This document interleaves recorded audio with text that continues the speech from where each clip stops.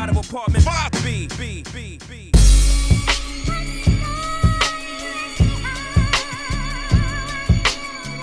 You're now tuned into the Apartment 5B podcast, where we chop it up about hip-hop, R&B, sports, love and life. Hosted by Kill.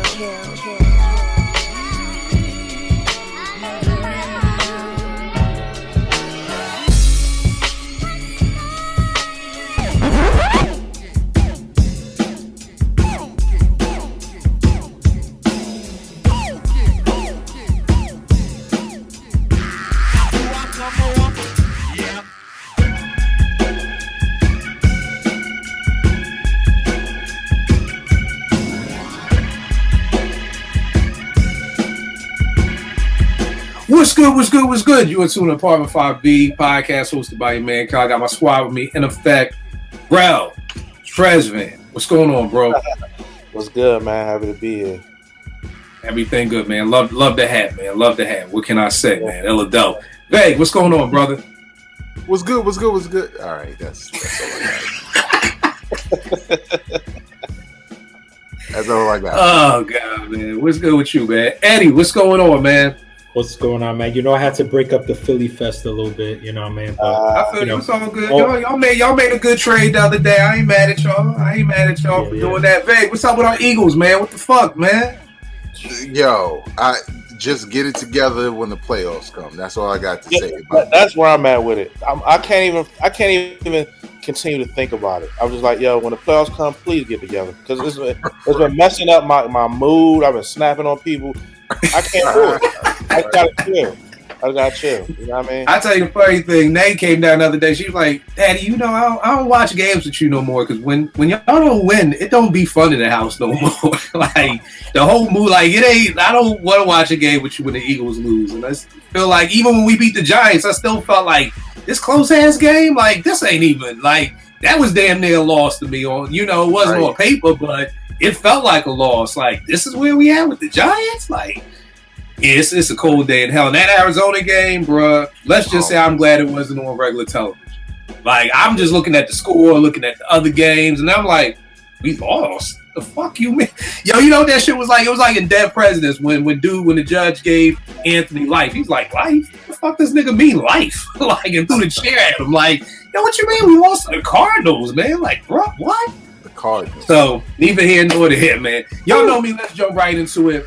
Setting off the new year, I was on Twitter the other day, and we were having a discussion about something. I can't even remember what it was, but it was like the first time in a long time that nobody was disagreeing, even if we didn't have the right answers. Everybody wasn't agreeing on everything. It was just peace. And I was like, yo, this is what we need more of in 2024. More discussions and less debates. Like, not one person said, nah, I don't like that song, or people were just coming in with the songs they liked and with different things. And I was like, this is what we need more of. So today's show is going to be kind of like a New Year's hip-hop music resolution. Like, what are your resolutions for the new year? What are we leaving in 2023? What are we going to bring into 2024? I'll give a good example right here of what I never want to hear about in 2024 anymore. I don't want to hear anything about Joe Budden and Rory and Mal ever again in life.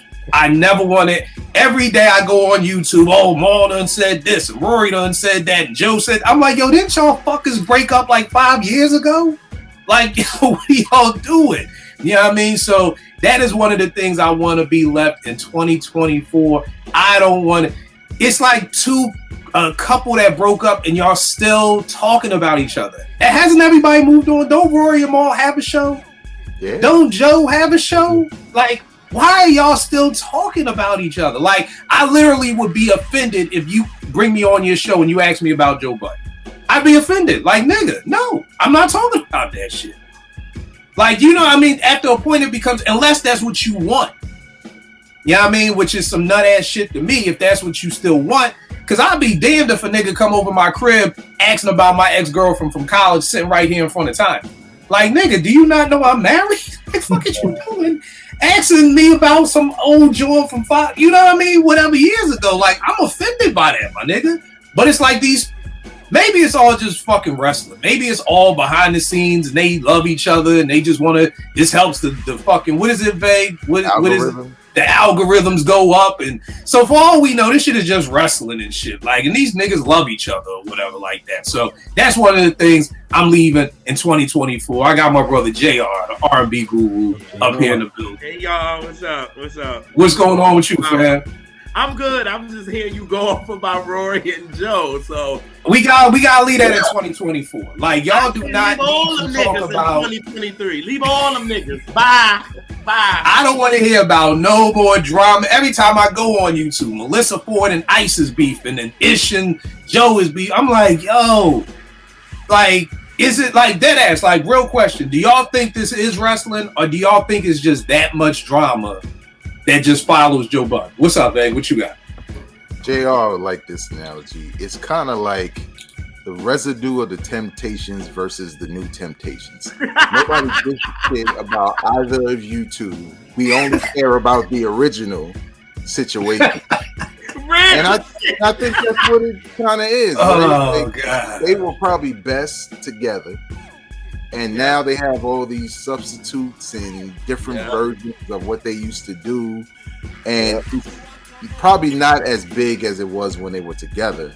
So now, every now and again, I guess, to get a little bit more buzz, I think Maul and them need it more than Joe Budden does. But yeah, like you said, man, it's tiresome. Like, get the fuck out of here. I'm like, yo, because they had to break up like at least 4 years ago, right? Like, bare minimum 4 years. Probably, yeah. Yeah, that they, and I'm like, for y'all two to still be talking, like, again, I would just be like, bro, don't even ask me nothing about it. Like, don't even do it, man. Like, why are we? I would almost be like, Vague, I don't know if this ever happened to you, Extremely Hip Hop. I've had label people tell me, like, yo, such don't want to talk about this, so don't bring that up during the interview. You know what I mean? So, like, I literally will be like, before you even bring me on the show, just, I don't want to say anything about Rory or Maul. I wish them the best. Whatever. Let's go on to something else. But like I said, for all I know, this could be wrestling and it could all be fake, and these niggas is just laughing while they getting direct deposits to their account or whatever like that. And like you said, Rory and Mal needed much more than Joe, because I don't even know anything about their podcast. I don't hear a mumbling peep about Rory or Maul. Like, the most I've heard about Rory on my timeline was when a nigga told me Rory was as good as a producer as Rick Rubin. And I was just like, yo, y'all motherfuckers. Oh, I remember that. No, thanks. Somebody told me, yo, Rory is dope and produced as Rick Rubin. And I was like, Rory who? And they're like, come on, nigga, Rory and Maul. And I'm like, the white motherfucker? He produced. And then he jumped in the timeline. He jumped in the conversation like, yeah, you should check out my new album. I'm like, bro, maybe your new album is dope. I just didn't know you was a producer, my nigga. I just knew you as a podcast host. Now he just got all the people in the room and sat back and let them do their thing. Exactly. Okay, right. That's all he did. Right. Executive. And again, I don't even want to belittle it as that's all. He did something, but that shit ain't producing. Okay, he's a phone caller. Like, you know, I want to give people props where props is due. Like, everybody does. You made some phone calls, so we gonna put you in the credits as you the phone caller. You know, you called everybody and we got it done. I don't want to discredit. I want everybody to get credit, but you are not a producer. But yeah, so Rory and Maul, we gotta keep that somewhere else. Rel, what you got for me is one of the things that we need to leave in 2023, or what are we bringing to 2024? I think in 2023, we need to leave the internet gangsters in 2023. That was one of mine. Like, Thank you. It's tiresome, man. I get on the internet. You can't have a conversation without somebody saying something disrespectful or saying something that they won't say in somebody's face. And they just get on the internet and just feel like you can just say anything, disrespect people and call people out their name. And it's tiresome, like, because you just see it so much. And I hate when I see it from somebody that I actually know, and I know you're not like that. You know what I'm saying? It's just like, so like, you know, I look at some of the conversations you have with people online, and sometimes it goes left and they say certain stuff, and I just be like it's just like, yo, you wouldn't say that to that man's face, bro. Like, so just, and it's not even about being tough. Like, it's a respect thing and it's a man thing. You're not about to say that to his face. You know what I mean? And you just, get on that keyboard and just say whatever, and that shit need to stay in 2023. So I agree 100% with that, because some of the shit I tell niggas, you gotta block the motherfuckers, man. You gotta teach people how to treat you. Like, nah, we ain't gonna talk to. We could go back and forth all day, but I'm never gonna disrespect you. I'll never say what you said was stupid or that was dumb. I'm not even gonna use a word like that. Like, not even cursing you out, but I'm not gonna insult your intelligence, because that, number one, is whack. We just talk about music, my nigga. Like, who, and again, I don't know if it's the young boys, because, you know, I do believe a lot of these young motherfuckers ain't never got punched in their mouth. And without that, you kind of, a punch in your mouth will help fucking regain shit. You know how you got to reset your phone sometimes, so your phone be acting up. Back in the day, you talking slick and the nigga punch you in your mouth. You like, okay, my bad. I got to get my bearings back again. Okay, cool, I'm back. So for some of these young motherfuckers, they ain't never been punched in their mouth. And then some of these old niggas, I'm like, dog, yo, I'm almost 50. I ain't rumbling no nigga unless you put hands on my wife or my daughter. Like, nigga, I'm not rumbling nobody. We fucking 50. Nigga, I got scoliosis. Fuck, we doing all this back and forth for? Like I would say that about Joe Budden, bro. I was like, why can't these two just rumble and get it over with? Then I'm like, I don't even want to see them rumble. Like, who the fuck was?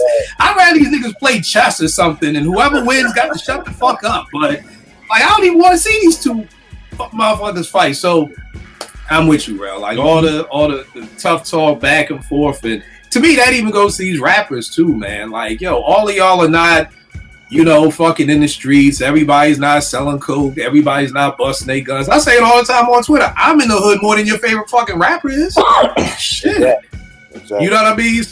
So I agree with you full wholehearted on that. Leave the internet gangster stuff behind. Eddie, what you got up? What we leaving behind, or what we taking to 2024? What we're leaving behind in 2023 is slander of hip hop legends, and here's what I like mean by that. Thank on right? that, yes. We have young rappers. Here's the thing: I have no problem with young rappers, MCs putting out their favorites or their GOAT list, their Mount Rushmore, if you will, right? I think some fans go overboard with the critique of that, because you got to understand they're young. I have no problem with that. I don't consider that slander. What I consider slander is when they cross the threshold. Okay, you know, what about such and such? And they respond like, oh, who that? Oh, he's irrelevant. Oh, you know, that old head. Like, they start going way too far, right? Or, you know, talking about a particular legend being irrelevant, and this guy's the GOAT, and they ain't make a hot record since, you know, like, there's no need for that. You know what I'm saying? Like, there was a time when you came up and you paid homage. You know, you paid homage to the ones who came before. It didn't matter, right? We know, like, a lot of the MCs that came up in the 80s, they didn't have really long careers, but they still get shown love. Like someone like Black Thought is showing love to G-Rap and showing love to Big Daddy Kane and all of them that influence him. Same with Nas, like what Nas been doing. But this new generation is like they acting like they're their direct competition or something. Like, I don't understand it. I'll say this too, to add on, I like that. And I would almost say, like, I want the disrespect to stop of the artist. You know, the only reason why I say that is because slander, the definition is telling a lie on somebody. So if somebody says, like, Big Daddy Kane fell off, that's not really slandering, because it's truth, he did fall off. But it's the disrespect. Bro, last time we linked up, you were talking about somebody was disrespecting Nas. Who was that? Yeah, it was Simba and Tierra Whack was on a panel with B-Dot and all them, and they were talking about their top 10, and they didn't have Nas in it, but which is fine. But when Nas was brought up by Rob Markman, they was like clowning, like, because he was like, man, he sold out Madison Square Garden like this year at his age. They was like, only you knew about that. And then she was like, well, you dress like Nas, trying to be funny. And they were like, disrespecting him. And like the dude Simba, like, put himself out there as a lyricist, and the way he was talking, and Tierra Whack, she's from Philly, people who know her music, because I really don't, they look to her as someone who can spit, and it was just like wild disrespectful. And then they brought Jadakiss in it, and they was like, Jada's way better. If you give me a beat, Jada's gonna give you a better 16 than if you give it a 9. It was just crazy, and then it makes you say, because I'm a Jada fan, but it makes me say, well, Jada don't have no fucking good albums, like. But I don't want to diss. You know, you get what I'm saying? It makes right. Yeah. And Jada's my man, so I don't even want to go. It was just like, it was crazy disrespectful. Like the dude Rob Markman was just like, yo, that's, I don't even know what to say. Like and you know, if you look it up online, you'll see it.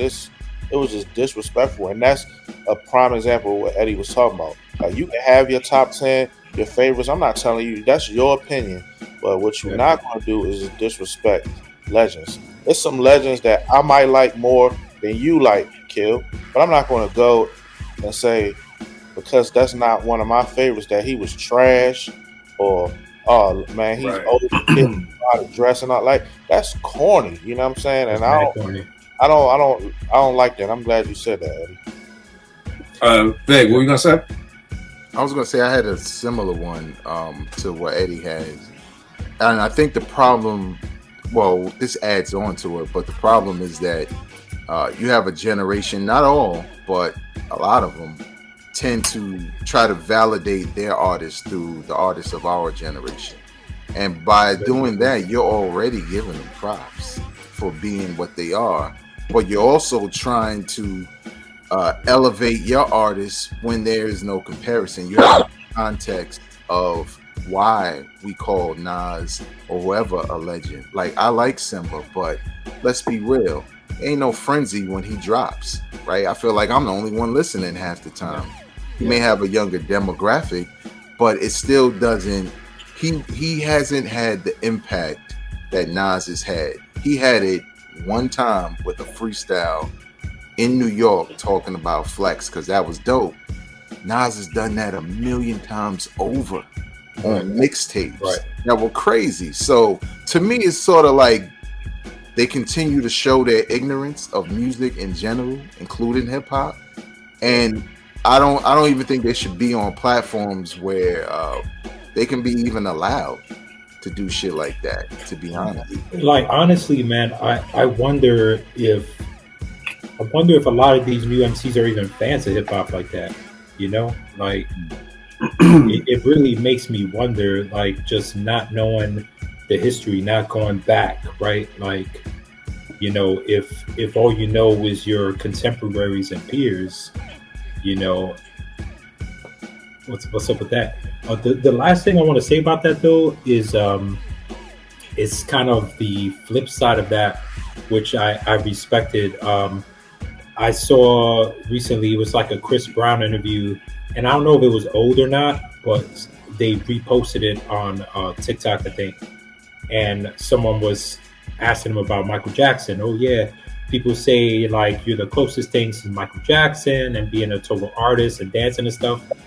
And his response was, don't ever mention Michael Jackson with me, because like I could never ever compare. It's like I would not even have a career or anything if it wasn't for him, you know? Right. I mean, I think it's a little bit with everything I'm saying. And then here's the great part from working with kids for 23 years. These kids just don't give a fuck. Like, they don't give a fuck about nothing. Like, they don't, when I was growing up, I did not grow up in the church. But when me and my friends was walking past the church, yo, chill, yo, don't curse in front of the church. Like, yo, chill, man. Yo, old lady just got on the bus, man. Chill with the curse and turn your music down. Like, back then there was a level of respect that we had for institutions. Like I said, I didn't go to church, but I still had the train of thought to be like, nah, man, you don't curse in front of the church, man. Come on, chill. You know, and I'm telling chill to niggas who are stick-up kids and wild niggas. Like, these kids nowadays don't give a fuck about nothing. The old lady get on the bus, they gonna curse even more. Fuck her. What she gonna do? You know what I mean? Like, real talk. Like, you know, I used to take my teens out and I'd be like, I tell them, yo, you gotta say thank you. Like, I was paying for them Chipotle. One of my girls, they say thank you. I was like, either tell the cashier thank you or get a fucking food back. Like, I'm gonna teach you how to treat people out. Yeah. So the problem is that these kids don't care about, they don't respect their parents. You know what I mean? So to expect them to respect a Nas, somebody who they never even knew, seriously, it's like it's off kilter because they don't respect. Bro, you know how it is growing up in Philly. You respected your old heads. You ain't gonna never say nothing disrespectful. Motherfucker, shorty, what you say to me? Like, nigga, like I mean, these seriously. kids don't care nothing about no old head. They don't care nothing. Dog, put it this way: I had a team, and I didn't notice for a good year that this dude was her pop. They would both be in my team center at the same time. Wouldn't speak to each other. He never said, "Hey, hi, how was your day?" She never said shit to him. It took me a year to be like, wait a second, you're such and such as pop? Yo, that's your pop?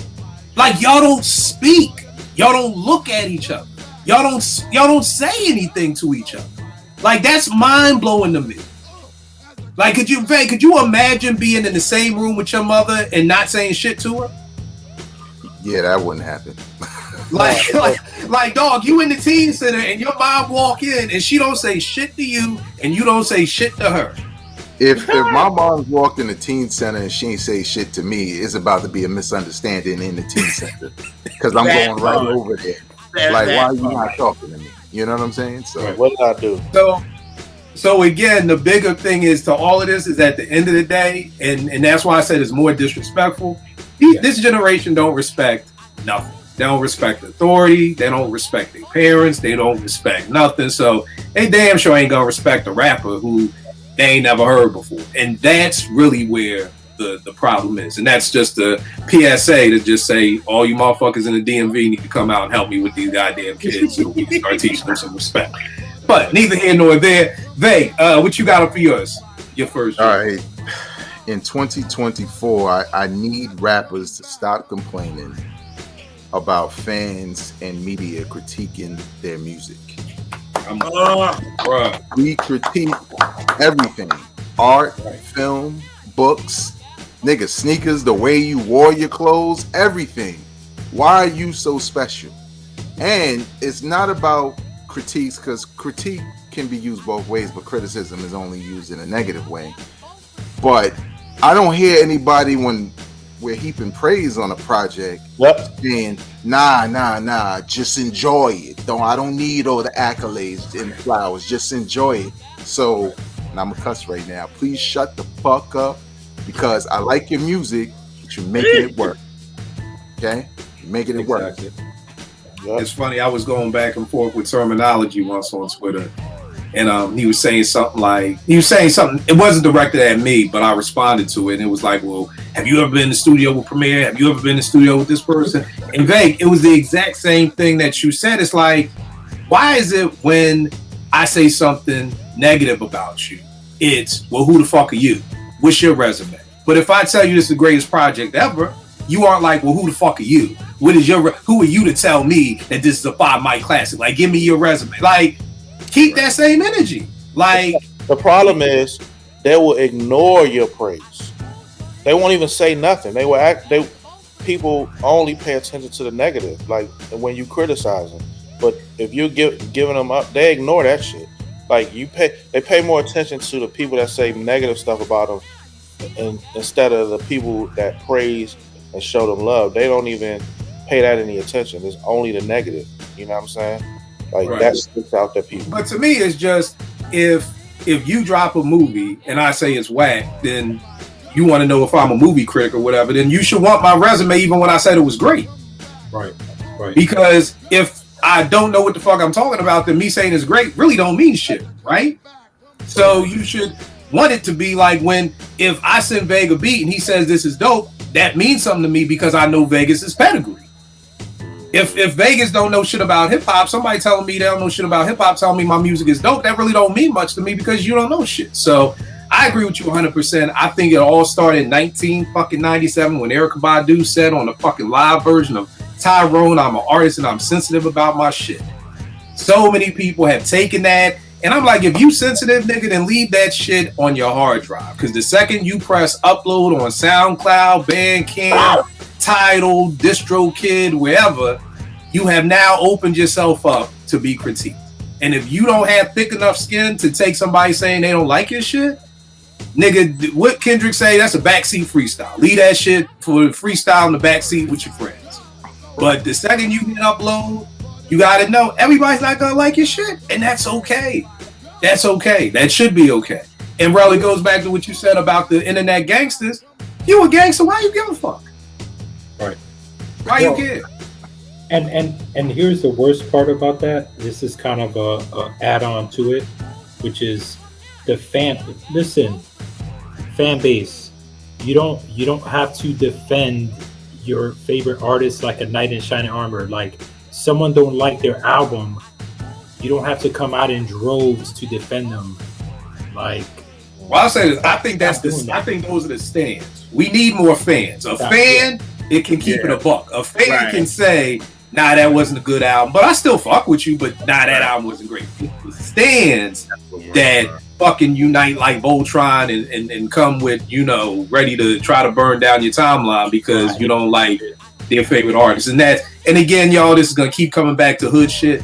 All this goes back to is a fucking love deficit. There's a love deficit in this world, and people want unity. Vague, when we growing up, and you love Big Daddy Kane, was there some shit called the Kanites? When we loved Rakim, I probably was one of them. But no. But here's the problem: there wasn't, Vague. We just liked them. Now you got the Navy with Rihanna. You got the Beehive with motherfucking Beyonce. Like now you have these core groups, and it's like, yo, don't fuck with Beyonce, or we will form around. What pride you say? 100 niggas form around me like force fields. Like them niggas, I call them niggas a secret service. Y'all niggas will take a bullet for your favorite rapper. Like. And it's like, yo, just calm down. Your favorite, you can't even get to the show for fucking free. For all this capping you do, you can't even get a fucking ticket to the show. Fuck VIP, fuck backstage, fuck an autograph. Your favorite rapper won't even give you a ticket to the show after you done defended this man for 28 years. And then on top of that, y'all know me. I'm like, yo, show me a discography. Because if you're going to defend fill in the blank rapper like that, show me you own some CDs. Show me a t-shirt. Show me some merch. If you love that nigga that much, that's the least you could do. What you gonna say, Beck? I was gonna say, well, two things. That whole fan base naming thing, they everybody else is copying. Little Kim had it first. There was the Beehive. It was Kim. I didn't know where it started. That's where it started with Kim. That was the first like fan base that kind of had a name that would react to shit. Like me and Tone even experienced it when we did the Little Kim and Foxy episode. The comment section went crazy, and I was like, "What the hell's going on?" But then I realized, like, "Oh shit, it's the Beehive. Like they still around." But then it got replaced with all these other kids. One thing too I don't like about it, and Griselda, I'm looking at you. Benny specifically and West Side Gun specifically is. Y'all got merch to sell. So it feels kind of, I don't know, it feels kind of crummy a little bit, like your agenda, because in the past, niggas ain't really care, right? Like niggas liked it. Some people didn't like the music as far as the drumless beats or the ad-libs and all of that. They didn't really care. They sold merch back then, but the stakes are much higher now. And in using Benny, because he ain't the only one. Don't get me wrong, it ain't just Griselda.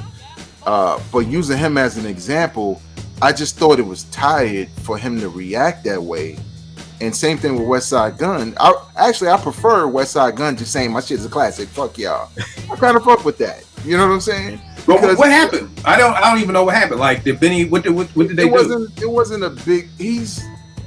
Last couple of months he did a thing where he kept responding and saying, yo, if y'all don't like it, blah, blah, blah. Just whether it was the singles or whatever it may be. I didn't see a bunch of flack about it. Cass was just like, this ain't it compared to what you've given us. Right. And in some cases, he got cooked by J. Cole. His verse was dope, but J. Cole shit just took it to another level.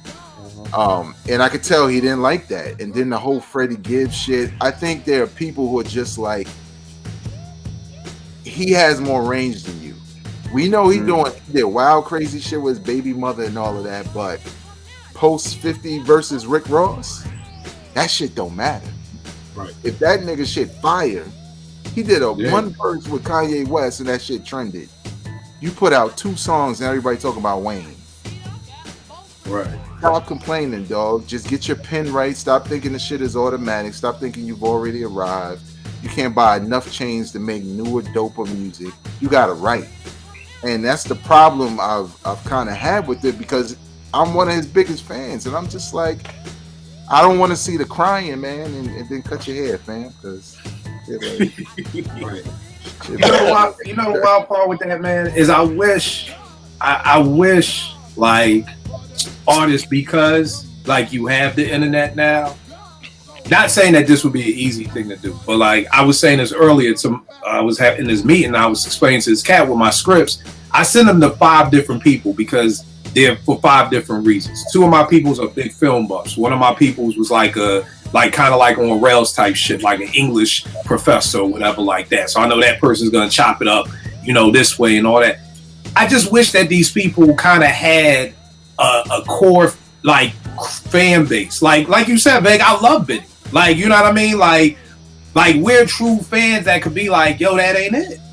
Like, and they would actually listen. Like, it wouldn't be no hate. It would be like, where you? Because I ain't gonna hold you. I'm not really feeling either of them 2 singles. Like, I didn't like the joint with Wayne, and the shit with Stove God. I'm not feeling that chorus. I'm shocked Cooks didn't say shit to make me hit rewind at all. I heard the song once and just kept it moving. Nothing ever made me go back. So, it would just be dope if you had that group of people around you, because you're right. Benny is at that point where no matter what Benny does, niggas gonna say it's fire. The niggas in your crew gonna say it's fire because you are responsible for their money coming in. The niggas in your crew are either signed to your label or somehow, some way you taking care of them or putting money in their pocket. So it's like I said, bro, back in the day when Iverson was down in Detroit, and I'm like, and who's gonna fucking be one of his boys to be like, nigga, you need to come off the bench? You're like, not me, nigga. He paid my rent. Who? Not me. He just brought me this Range Rover. Not me. Like, y'all got to draw straws. Somebody got to tell his nigga, you need to come off the bench if you want to stay in the NBA. Yeah. And that's the problem with all these people. There's nobody really in their crew who could be like, bro, that ain't it, man. Like, that shit with Wayne, that is not a first single, my nigga. Like, maybe that's an album cut, but that is not the first single, my nigga. Especially for an album that was supposed to be out last year and it still ain't here. That's an album. And it's your first joint on Def Jam? Like, bro, that ain't it. That ain't it. Hit Boy doing he doing all the production or most of it? It's Hit Boy and Alchemist. Half Hit Boy, half Alchemist. And even the beats to me, I'm like, yeah, this ain't it, man. I don't know if Hit Boy is running out. Maybe Hit Boy is running low. Maybe he's running on fumes. Maybe he gave everything to Nas for them King's diseases and all of that. And he's like, because the last Magic 3 was kind of like, we running on fumes now. Like, maybe he out. Maybe he like, yo, y'all done tapped my whole. It was a A-list producer, and this MC who fucked with him was like, yo, man, I don't think he make beats no more. And I was like, word? He was like, yo, he sent me all these beats, but they're from they're dated in the files. And he's like, yo, some of these beats is from like 2018 and 2019. Like, I don't know if he cooking no more. You know what I mean? And that could be like me, dog. I got thousands of beats just laying around here. I could fucking probably do 10 albums for everybody up here and not have to make a beat. You know what I mean? I'll say this. This Big Hit and Game album got better beats than the 2 Benny joints. Like, it just does. And it's Hit Boy stuff. And it could be old stuff, but like you said, shit was old, could be new. Like, you never heard it, you know what I'm saying? So it's just do better, Benny. I want some of the Magic beats. I'm like, I'm in the studio. I'm like, yo, give me that Magic shit. You see that fucking, what's that, Joe Black or whatever? That's the beat I want. Give me that shit. Like, let's keep it. And I wonder if MCs do that now. Do MCs be like, nah, that ain't it? You know what I'm saying? Like, nah, that ain't it. You know, like, let's try again. Or do they just take whatever they get? Like, Hit Boy, like, here's 12 joints, pick the 6 you want, and that's all you get. JR, what we got? Oh, my bad. What you gonna say? I was gonna say, I think it really depends on personality. I mean, if you confident enough in your art, and you could come back and say, nah, like, this is cool. I want this kind of beat, right? But, some artists, they're afraid to kind of mess up an opportunity, and they just go with whatever, right? Like, you talk about how you and Vegas work together, and, it's like, nah, that ain't the one. Or, when you do give him a beat he likes, he's like, yeah, that's it. So, Yeah. I mean, there ain't nothing wrong with that, you know, but I do think that some artists maybe just happy to get a beat. They're like, all right, this is going to hit off of name recognition alone. Right. I feel, and again, it comes back, for me, is always the goal. And the goal should be to make a dope-ass song, you know, or make a dope-ass album. And Eddie, you're 100% right. I've told the story 8 billion times, but maybe somebody watching hasn't heard it. My OG, a kid called Roots, 95, comes through with a Primo beat for Source Money. He plays it for me. I'm like, nigga, that ain't it. You know, he's like, nigga, this Primo. Now, keep in mind, this 1995, y'all. This is the height of Primo-esque. And I was like, bro, that ain't it. He's like, nigga, I'm supposed to tell Primo no? I'm like, yeah, nigga, you paying for this shit, right? You didn't tell that nigga yeah. He went back, got the beat, came back, and it ended up being a joint called Against the Grain off the Soul and the Whole soundtrack. And when he came back with that beat and he played it, I was like, that's that shit. I said, that's that shit right there. And the original beat ended up being on Moment of Truth album. I forgot, I think it's the Rep Grows Bigger or whatever like that. But yeah, I was just like, so I totally understand it being like, damn, how am I supposed to tell Alchemist no, or how am I supposed to tell Hit Boy no? Nigga, are you paying for this shit? Now, if the shit free, well then you just take what you can get. But nigga, if you paying for a beat, nigga, get what you like. That's like going to the store, going to the mall, and asking a nigga at Foot Locker to pick you out some shit.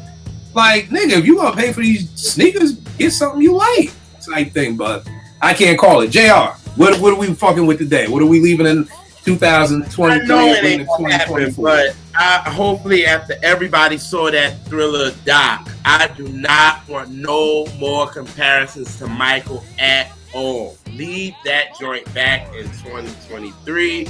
If you watch the Thriller 40 and what Nelson George did with that, like, I like Spike Lee's joint, don't get me wrong, but Nelson went right to the, and just to show you where Michael head was for Thriller to be what it was, he already had the mindset of that. And I don't think we will have nobody to have a mindset like that.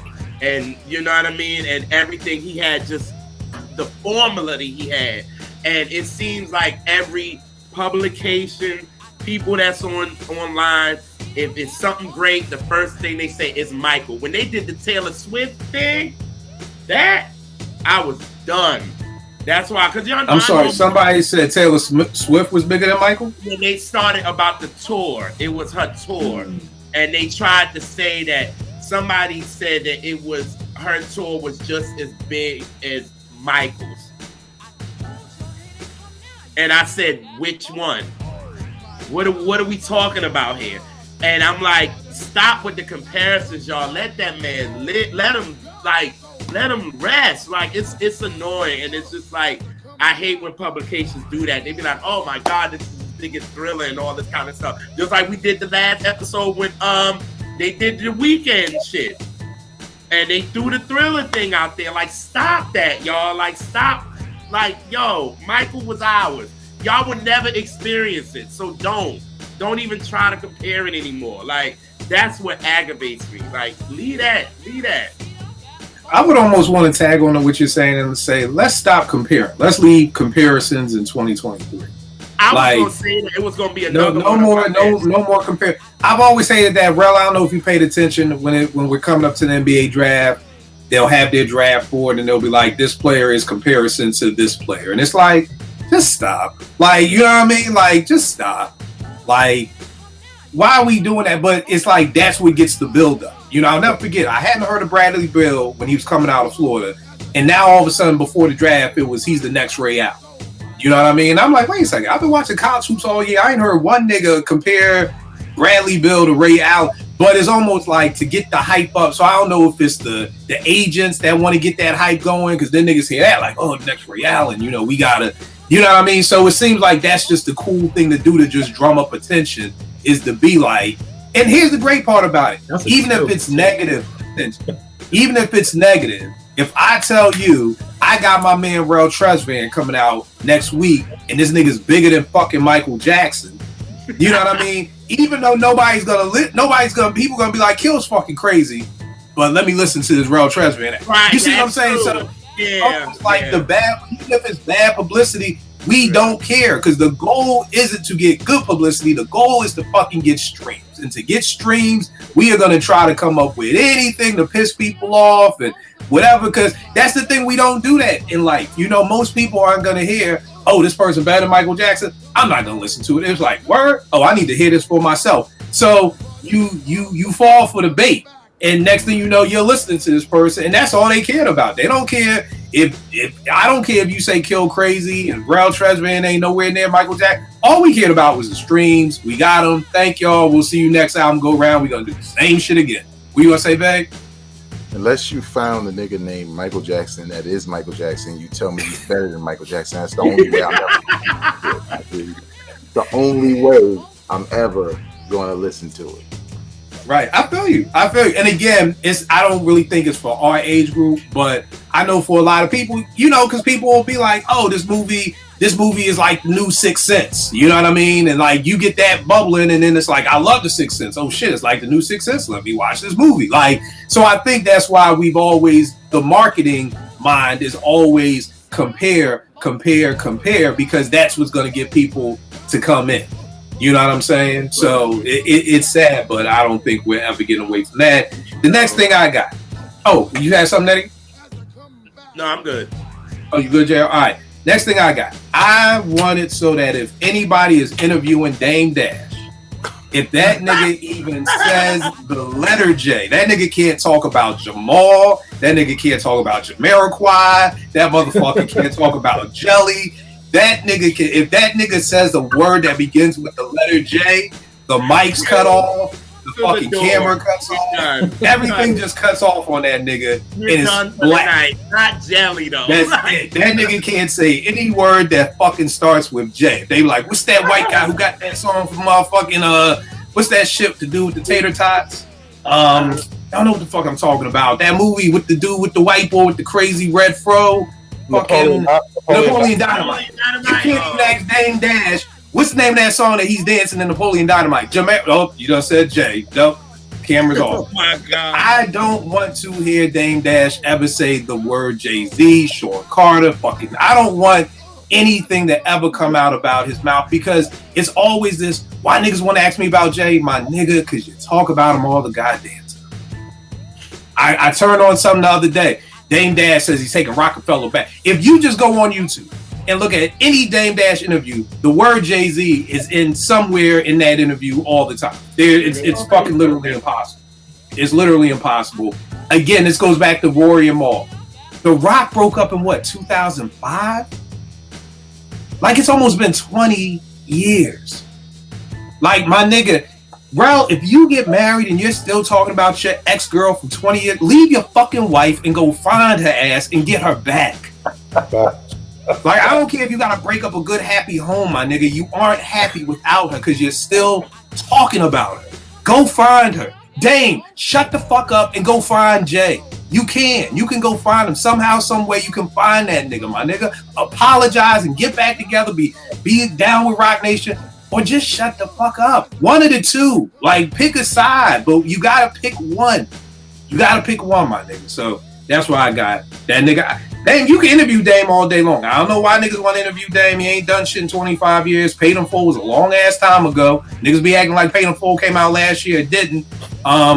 Naomi wasn't even fucking born when Paid in Full came out. She's 18. So that's that. Rel, what you got? What are we leaving? Let's leave in 2023 remakes of songs that ain't even old enough to be remade. That was one of mine. Like, what's the dude? Young Bird, what do you call himself? Hitmaker? Yeah. A lot of he remakes songs that was out 10 years ago. That's too early. It's crazy. Like, y'all ain't even letting these songs live. Like, you know what I mean? And you making a remake of a song that wasn't even out that long ago. You know what I mean? Like, that has to stop. Where's the creativity, bro? Like, can we please leave that shit in 2023? Like, it's bad, yo. Like, it'll be songs like that's super popular you heard, and you just remaking it. Like, Come on, bro. Like that damn Burner Boy. Can't. Now, Can I be devil's what's advocate? Burna Boy? Oh, I'm gonna be devil's advocate with you for a minute, Ed. But hold on, who's the Burna Boy? What beat The did he one that get? did the Tony joint, that did the Brandy joint. Like, it's like, yo, like, why are you remaking these songs? Like, it's stupid. It's dumb. And it's like, it's just annoying. Like, it's just like, yo, why are you remaking these? So that's why Tony got 80% of that damn publishing. I bet you he mad about that shit. And she only doing an ad-lib on the joint. What were you gonna say, Eddie, to play devil's advocate? I'm saying to play devil's advocate, there was a lot of remakes of 70s songs in the 80s, 80s songs in the 90s, and so on and so on. Like, it's not. I don't think it's like anything that is new. I mean, I think that, you know, to be fair, I think that there's a lot of these songs that we're attached to, and we don't like the product of these remakes. Maybe. But, 10 years is plenty. 10 years, I think the time period, 10 years is not the issue. I think more of the issue of quality. I mean, I think if anyone remakes a song, as long as they're putting the care into it and doing a good job, I'm cool with it. So let me ask you. Hold on for a sec. Let me ask you this, Ralph. Because we keep saying remake. Are they when I hear remake, I'm thinking I'm remaking It Never Rains in Southern California. Are they remaking a song or are they sampling the song? They're just sampling song. Okay. So I heard someone do Nelly's It's Hot in Here over again. Like so same song. It's Getting Hot in Here. But he might have changed a word or something. It was one of them young rappers. He might have changed a word, but it's the same beat, cadence, everything. And I brought up Hitmaker because when I hear a lot of his beats, like 90% of them are like, it ain't even like a creative sample. It's like the beat. It's the same, you know what I'm saying? Like it gets kind of like I feel what you was saying, Eddie, because it's not something that's new. Well, it's kind of new. It's kind of new because what I was going to say is one of the things, and this is the producer in me, is what is the time frame? So, for great example, Paid in Full, 87. You're sampling Help Me, JR, because my brain is dead. I'm 50 this year, so don't look any further. Dennis Edwards. Now, I want to say that came out in 82, 83. Paid in Full came out 87. So that's 4 years. So that's a quick turnaround. But I don't think most hip hop was like that. I don't think most hip hop had that 4-year turnaround. So by the time we got to the 90s, it seemed that a good 20 years was what we were seeing as producers. Like, a lot of producers in the 90s were digging stuff from the 70s. And it was obscure stuff from the 70s that the average person wouldn't know. But that's because those were the rules. Like, that was the secret society of New York boom bap producers at that time. Like, I remember Evil D, if y'all remember the recognized remix of Smith & Wesson, they just used Grover Washington's Just the Two of Us. And still went to Evil D, said loop this up, and Evil was like, no. Like, I'm not just looping up fucking Just the Two of Us. Will Smith just rapped over that shit. And that's why I still ended up making that beat, because the producer, like, it's almost like if I make that beat, my contemporaries are gonna laugh at me. You know what I mean? The Primos and the Pete Rocks and the Easy Mo B's are gonna be like, nigga, you just looped up fucking Grover Washington, Just the Two of Us. So it was almost like you couldn't do that. Now, the first time that I remember being like, yo, what the fuck? Kendrick's Good Kid, Mad City, when him and Drake were rhyming over Janet's Anytime, Any Place. And I had to check myself, and I'm like, well, it's 2007, 1997. It's been 20 years, so I guess I can't get mad. So for me, it was always like this. You got 20 years. Maybe now it's becoming 10 years. And then at the end of the day, guess what, y'all? We're dealing with the dumbest fucking generation of kids ever. These motherfuckers can build a computer, cannot tell fucking time on a watch. Put a clock on the wall, and you will confuse the fuck out of everybody, okay? So when we talk about creativity, you got to also keep in mind, there were things that were passed down from generation to generation with producers. It was like in the 70s, Diamond is carrying crates for Kool Herc and these legends. Forgive me, I'm sure it wasn't Kool Herc, but Diamond was carrying records for somebody. I can't remember who. But you're seeing, oh, that's that break beat. Oh, that's that break beat. Oh, that's how I go out and make beats. Okay, let me go. So it was this formula of making beats that was like, it's like your grandmother passing down the recipe for macaroni and cheese from generation to generation. This new generation don't give a fuck. Give a fuck about the rules. We could pass that. Give your fucking little fucking niece who's 18 years old grandma's fucking recipe for mac and cheese. I bet you that motherfucker don't follow it to the T. I bet you she don't. Why? Because she don't give a fuck. She don't care nothing about no recipe. She don't give a fuck nothing about what the history is and how grandma did. I ain't using no fucking real milk. I'm using this kind of milk, and I ain't getting that butter. They don't give a fuck, y'all. So there's that. Vague. I'm sorry. What are you gonna say, brother?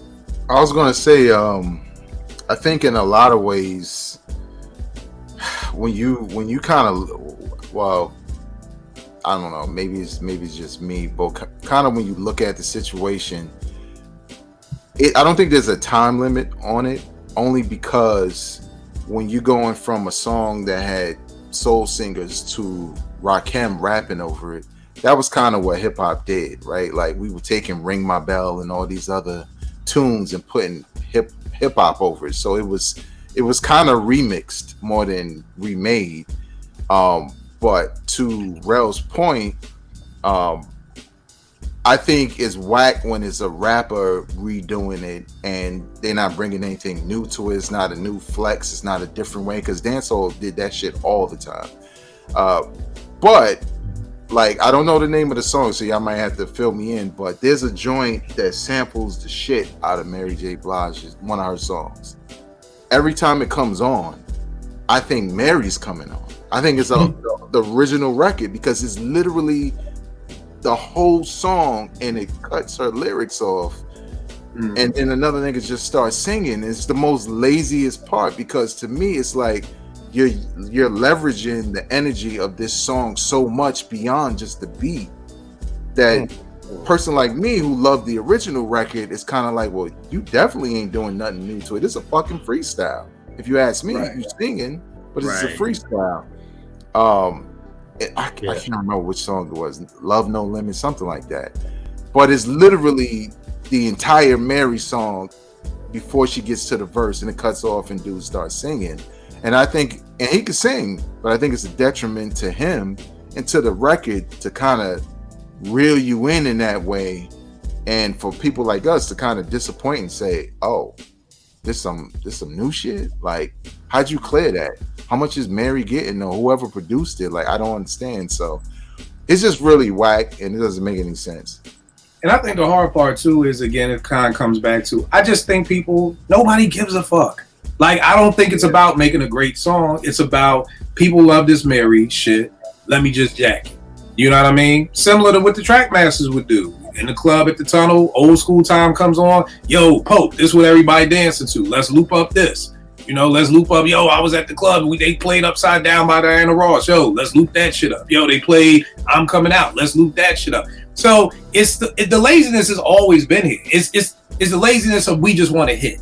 And I think that was my problem with D-Dot. I don't know if y'all saw D-Dot on Math Hoffa, but that was my problem with him, where he's just like, yo, who's fucking with my discography and this and that. And I'm like Rel and Eddie said, like, I'm cool with you saying that.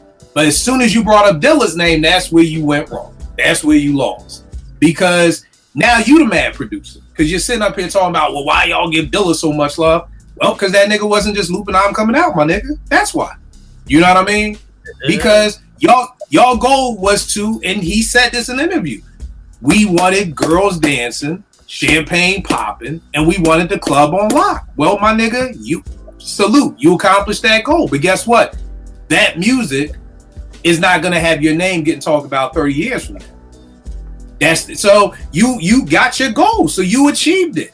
The problem is you're realizing now with that goal doesn't come legacy. Legacy doesn't come with that. Because people still talking about Pete Rock 30 years later. People still talking about Primo and Easy Mo B and Large Professor 30 years later. So you got the money, be happy. He talked about, I go to the mailbox, I get my checks. Well, be happy with your checks. Now, you can't get legacy and checks, my nigga. It don't work both ways. Which one you want? I tell niggas all the time, choose your heart. Which one you want? What's up, babe? Not to beat a dead horse, but that's why I like Hit Boy so much, because not only the work he put in the last couple of years, but the simple fact that he worked with Alchemist, they did the Slipping Into Darkness joint, and he was dissing the newer producers, and he like Metro Boomin ain't got no boom bap beats. I like that shit because he can do what Metro Boomin's doing, and he's done it. Right. But he also got other bags where he can get in and just say, yo, I'm a hip hop fan from every aspect. I'm not just out here trying to get money. And that's what I like about him, because he's a younger cat, right? He's probably in a class by himself because the rest of them are stupid. Even though I like that Spider-Verse soundtrack. Shit was cool. Yeah. But I mean, I think that's just the thing, is that nobody cares about creativity no more. You know, we're in a whole different... That's fact. Again, we wanted the respect of our peers. We're from an era where it was like, I got my turntables in '84. I just wanted to be a dope DJ. That's all I fucking wanted to be. I wasn't thinking about no money. I want to be on the radio. I just want people to respect you to be a DJ. You know, Veg, I'm sure you start rhyming, or Rel, you start rhyming. I just want to be nice. I want niggas to say that I'm nice. I want to get in the cypher and have niggas salute me. This generation don't care nothing about none of that. Nope. It's the bag or the bag. Like, that's it. I don't care about making good albums. I don't care about no legacy. I don't care about no song. I just want the bag now. And whatever will get me the bag, that's what I'm going to do. They're not concerned about biting. They're not concerned about stealing. They're not concerned about anything but the fucking bag. You know, so that's why we don't have creativity. That's why we don't have respect. That's why we don't have anything, because they don't give a fuck. Eddie, what you got up next, bro? All right. This one's a little bit more specific, but in 2024, I don't want anyone releasing an album on a podcast subscription platform. Okay? Like, so that would be like Most Def in them, right? The Black Yeah. Star, where I got to get the subscription. Okay. Yeah, that I can't even remember what that. I will refuse. Listen, Netflix, Disney Plus, Hulu, they're all raising their prices. You think I'm gonna pay for one more subscription service? Spotify's raising their prices. Yeah, Bro. I'm not paying for another. Like, I will buy your album directly if I mess with you.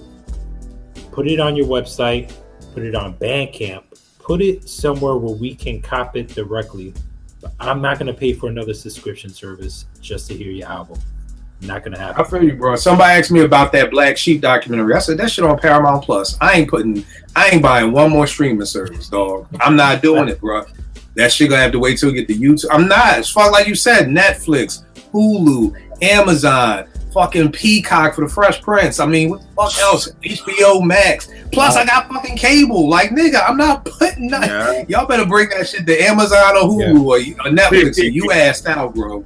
I'm not doing it. So, I mean, and the thing is, I never understood that. Like, do y'all understand this? Was it that you subscribe and they get 100% of the proceeds? Like, what was the science behind saying I'm only going to release this on with this subscription or something like that? I think I think they what makes sense to me is that they got a bag. It's kind of like, you know, the platform's going to get more subscribers, right? Because, right, they get Black Star, right? This is an exclusive album. People got to subscribe to listen to it, right? So they probably got a bag directly. I suppose that's the only thing that would make sense to me. Because what were you going to say? Right? Yeah, I'm basically going to say exact same thing Eddie said. Sometimes you make a deal where you're getting the money up front because you have a certain fan base, a certain number of followers. So the company itself doesn't care if out of the 100,000 followers you have, you know, 90% of them jump in and then cancel that shit soon, because if they can capture even 10%, 5% of those people, they're happy. You know, so, and especially if they got the funds to do it. So that's kind of why they do it, because it's guaranteed money for the artist. So it's upfront money too. So then it's not like I got to do the Bandcamp waiting for people to buy it, and Bandcamp and PayPal, and okay. So I get it, from that standpoint, but what they jeopardize is alienating fans who are like, yeah, I'm not doing that, because I know I wasn't. I went straight to the bootleg and like, I'm gonna listen to your shit. But then the wild part is that then I feel like, and I've said this to indie artists too, because I think it's an artist thing across the board. Then you want to kind of like guilt the fans, like, oh, but y'all will pay blah blah blah blah blah to the white man, and you'll do this and you'll do that, and to me it's just one of those things where it's just like, I feel like, here's the wild part with me: niggas cannot guilt me. It's fucking literally impossible. I am the unguiltable person. The church can't guilt me. Like, one time my pastor was like, hey, Kill, you do the mixing thing. Why don't you be a mix engineer? I was like, nah, no thank you. Like, you're not going, I'm unguiltable. I can't be guilted. But I think for a lot of people, it's like, damn, they right. I fuck with Moose and Talib. Okay, let me, so I feel like a lot of times you guilt your fans. So I see a lot of indie artists doing it. It's kind of like, y'all don't support me. Y'all don't do this. Y'all don't do that. But it's like, bro, like, it's a two-way street with your fans. I'm like, yo, I don't see y'all on Twitter until it's time to drop your album.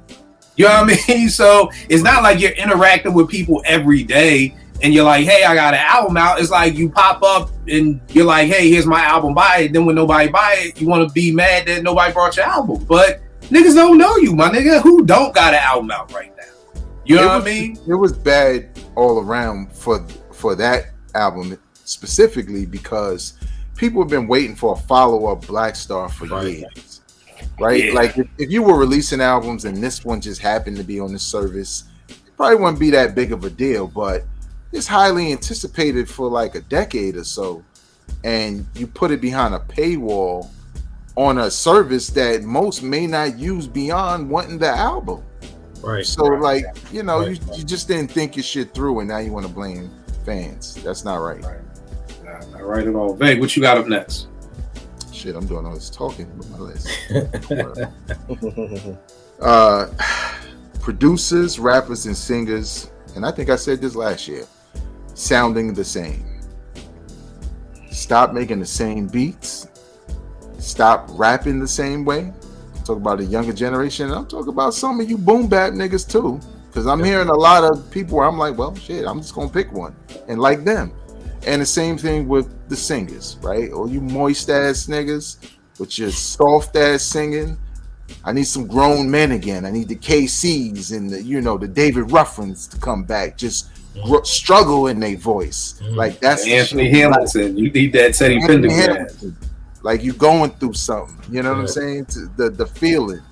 And in a lot of ways, it's only because dudes, and when I found out, like, just kind of doing research on certain artists that I don't usually mess with, is like, some of them are talented and can do, but they just don't, because that's not the formula, right?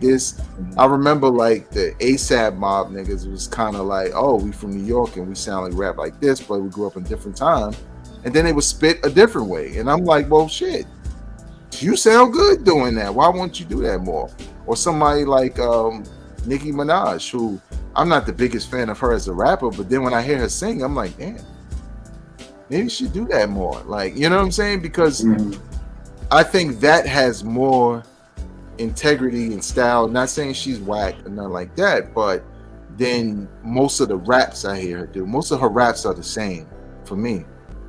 And it's the same thing with the female MCs who come out and everybody's just talking more and more about some strip hop shit and what they P word is going to do, and it's just nothing, right? It's just worthless, right? And I get it. It gets popular for a minute.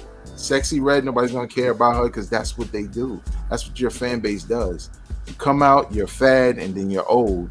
So to me, if there is some talent in you, whether you're a producer, rapper, or a singer, I think in 2024 you should start to show that, because I think that's where you gain longevity, you gain more fans, you gain more respect, and you don't have to tweet, y'all should like me, or I'm better than Michael Jackson, all that shit, because your talent will speak for itself.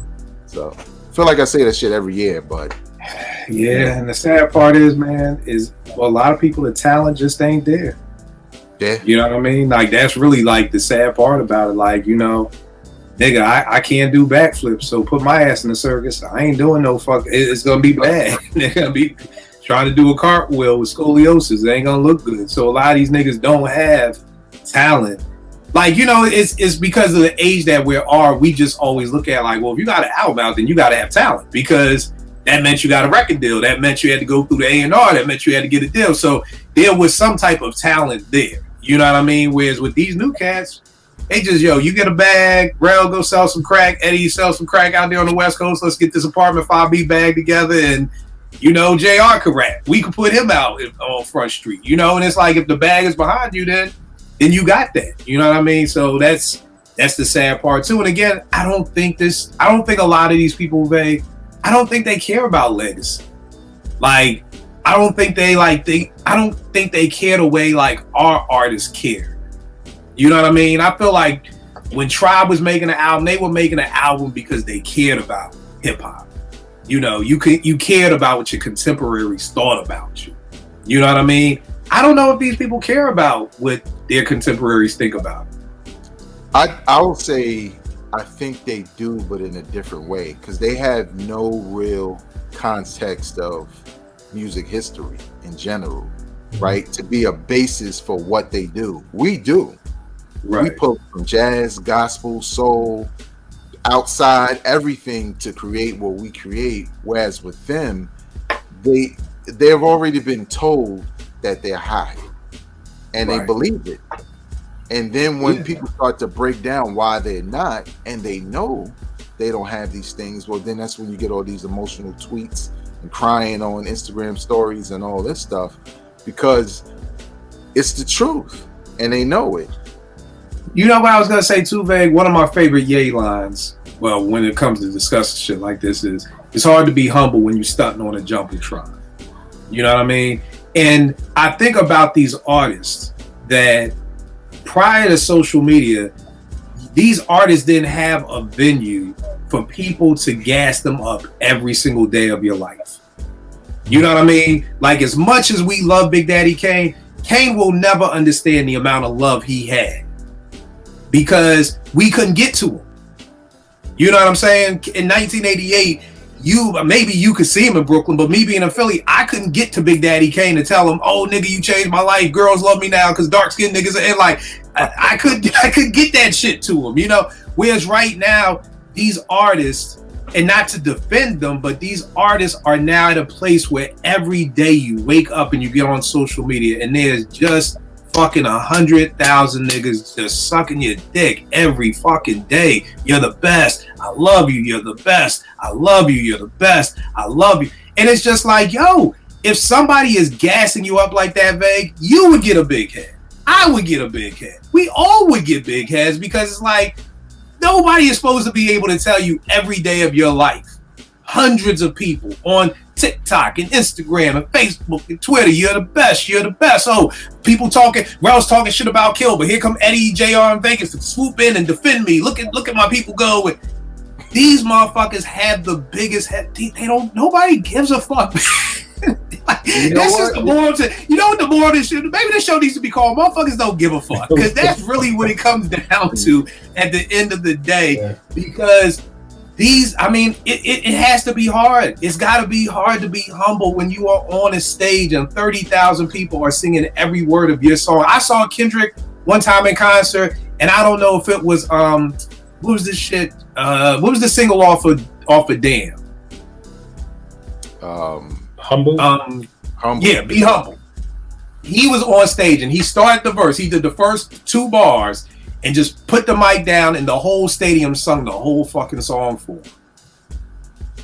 Right. Dog, if I go state to state and I got 20,000 people singing my song to me, nigga, you could be the most humble person in the world, man. I ain't gonna hold you. I would be like, yo, I'm the motherfucking shit. Like, nigga. Right. Like, I got 20,000 people in every state singing my, like, it's hard to be humble, and I think that that's what's happening with a lot of these MCs. So when you finally do have somebody saying, nah, I ain't feeling that new single with Lil Wayne, it's like it's like a crack in the ice almost. Like, what do you mean? Like, there's a human being that doesn't like me? Like, are you serious? Like, that doesn't exist. Like, everybody loves me. Like, what do you mean? So this social media stuff, bro, it literally just it's crazy, man. It's crazy because celebrities, it's also regular Joe Schmoes, right? They for followers, you can't tell them nothing about anything, right? You know, so and it's crazy because that's what people care about. I was at this Benny show, and they literally had like 19 opening acts. And it's funny because some people on Twitter actually remember, because I was tweeting the whole night like, this is some bullshit. I'm about to go home. I'm tired. But every artist that came out on that stage, the first thing they said was, take out y'all phones and follow me on Instagram. Literally. Niggas ain't say a word. They ain't drop a rhyme. It was like, yo, take out y'all phones and follow me on Instagram. One motherfucker was on his Instagram page, was like, I'm not doing the show until I see my numbers start going up. Follow me. Oh, wow. What? Because because the goal is you need people on the gram. You need people on the gram. I got teens right now. If I'm a 15-year-old kid and I try to kick it to a girl, you know what the first thing out her mouth gonna be? How many people you got following you on the gram? That's crazy. Nah, that's crazy.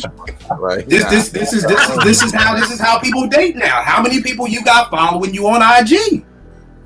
So at the end of the day, if I want to date the fly John, guess what? I know I need at least 3,000 followers following me. So before I even step, really like that? That's crazy, bruh. Look, you know what I tell myself? Bruh, everything is about numbers. Back in the day, it was I'm platinum. I sold this many. It's all about how many people you have following you. How many views do you have on your YouTube video? How many this? How many that? So it's the same thing. Like, so at the end of the day, as a rapper, I need these numbers to try to help me get this deal, because I need to be able to persuade a label, like, look, you should get me on, because I got 450,000 followers. So if you sign me, I'm gonna get your label in front of 4.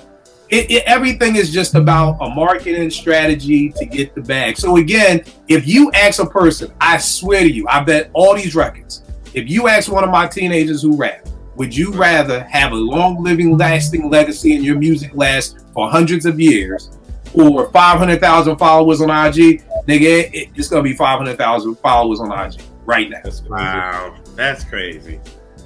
That's what they're going to say. They don't care none. I asked my teens once, I said, would y'all rather have 5 just best friends? I mean, these dudes hold you down there at your wedding. They're there with you throughout life. These are your brothers. Or would you rather 20,000 followers on IG? Nigga, 20,000 followers on IG. It's not even something for them to even think about. Because those 20,000 followers on IG, and I'm like, but you don't know them, you'll never probably meet them, it don't matter, because when you open my account and you see the amount of followers I have, that's what's going to get me in the door right now. I don't know if you ever saw this episode of Black Mirror. You should watch it. Netflix, people watching Black Mirror. It was this episode where everything that you did was based off the number of your followers. So your credit score, it wasn't your credit score. How many followers you got on Instagram? It was like a that's gonna be what helps you get this apartment. And this girl wanted to get this apartment, and she needed a certain number of followers on social media. She didn't have it, so she had to sit down with like a social media expert to try to help her figure out how to get these amount of followers. Yeah. And you would give likes back and forth. So JR, if you come to me and you buy coffee, you would give me some likes. You know, and if you didn't give me 5 likes, I'd be like, damn, nigga, what? I didn't give you good service. Why only get 2 likes? Because everything was based off of likes. So if people out there thinking I'm fucking watch Black Mirror, it's a wonderful episode, and it's what's happening right now, because your kids, your teenagers really give a fuck about how many people are following them on Instagram. And let's keep it a buck, y'all. Half y'all fucking parents give a fuck about how many people are following you on social media. But the realest thing about that episode was like how everyone was being fake as hell because they just wanted them likes, right? Yeah. And that's what they doing now, right? But that whole society, everyone was just playing it up, being fake, just performing for that. Because at the end of the day, guess what? A certain amount of people, of followers, will help you become a social media influencer. And that's what everybody's shooting for right now. Nobody wants to go to fucking college. Nobody wants to get a fucking job. We all want to be influencers. We all want to fucking have 150,000 followers so we can get free trips to this fucking resort and tweet about how great it is and get free. That's what we want. That's what everybody's fucking shooting for. You know what I mean? So this is why we get niggas biting. This is why we get niggas disrespecting. This is why we get people say with the same flows and the same everything, because the whole goal is I got to sell. I need to get. So if Benny's flow is selling, fuck being original, I'm gonna bite Ben. You know what I mean? I don't care if y'all call me a biter. Here's the problem: nobody even calls nobody a biter anymore. So it's not even bad. So it really isn't a bad thing for me to bite. If everybody loves Vegas's flow, then I'm gonna bite Vegas's flow. Everybody likes Rel flow now. Okay, boom, I'm gonna jump over here to Rel's flow. I'm gonna be whatever the hell is the hot topic of the day, because all I care about is today. I don't care about a legacy. I don't care about no fucking hip hop rules. I don't care about none of that shit. I just want the bag and followers. JR, what you got up next, bro? All right, mine is actually the concert. I want them to lock up phones at concerts now. Love it. Yeah. Yo, I ain't gonna hold you, bro. When we went to that Tony concert and they said block up your phone, I was pissed. I was like, what the fuck I'm supposed to do with no fucking phone? And JR, you saw, me and JR was on the floor. I'm in the fucking balcony. We looking at each other going back and forth. I'm up there, that Tony concert, I was up there. You would have thought I was on stage the way I was fucking. Yeah, and I know I'm not doing that if I have my phone, because I know if I got my phone, I'm tweeting, Tony just did, or like this, dog. It was being in the moment. It was the dopest shit ever. I will gladly give up my phone from now on. That's why I said since I've been to that concert, and I done been a couple after that. I have my phone in my pocket. I don't even care no more. Like. It was just to feel the vibe of it all, and when you looked around, it was like everybody was in the moment. Like they that's it, bro. You saw that's it. There was, and you go to a concert, all you see is a million cell phones recording right now. To look into that whole crowd and just see everybody singing and enjoying it. Take them goddamn phones, man. Take them. Take it every time. I was with you, bro. When we walked in, it was like, come on, get the fuck out of here. Y'all had to take our phones. Like, what we gonna do? And then that was the best concert of the year for me. Facts. I mean, me and T was in there having a fucking ball. Yes. And I honestly don't think that's happening if we got our phones. Yeah. You know, we're checking texts. Let me call Naomi real quick to make sure she's okay. Let me check Twitter. Like, it was like, I'm with you, JR. I'm with you 100% on that. Yeah. No more phones at concerts.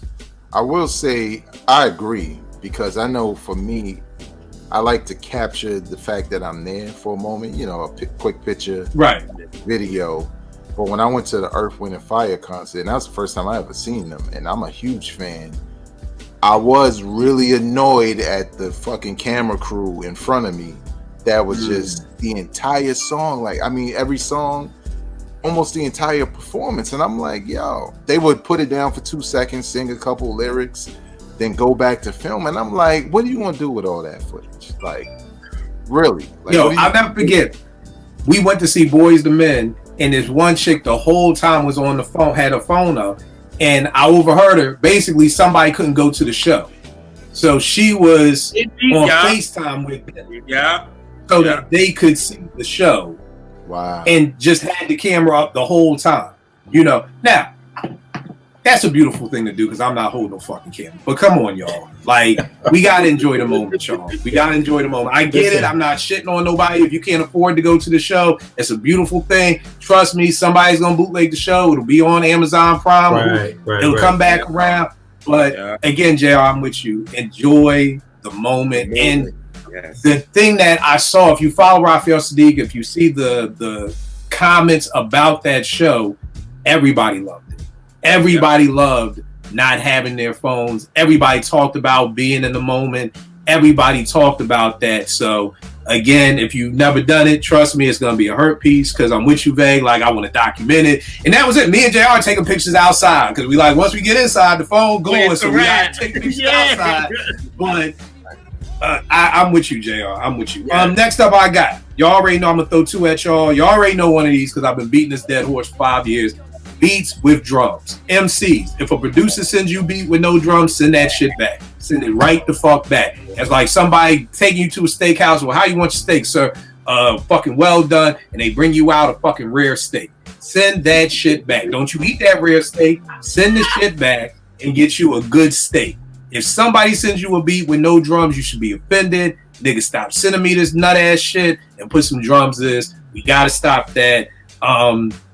Another thing for me, no more dropping 82 albums a year. Stop. That was on mine. Thank you. Stop. We gotta stop. We gotta stop. If anybody has followed me, if anybody knows me, I was the biggest Griselda fan that you could even know. Biggest. I loved Conway, but it was like 1 year Conway dropped like 5 projects, you know, and I just was in Vegas and he dropped like another project with like some producer from Paris or from somewhere, and it's just like, it's tired now. Like, and my man on Twitter, I apologize, I forget his name, but he kind of did a review of his last album before this album, and he was just like, he literally broke down his template. He's like, he's gonna talk about a ball player, he's gonna talk about a gun, he's gonna talk about a girl, like, and this is every song, and it's tired now. And I wouldn't have been tired of it.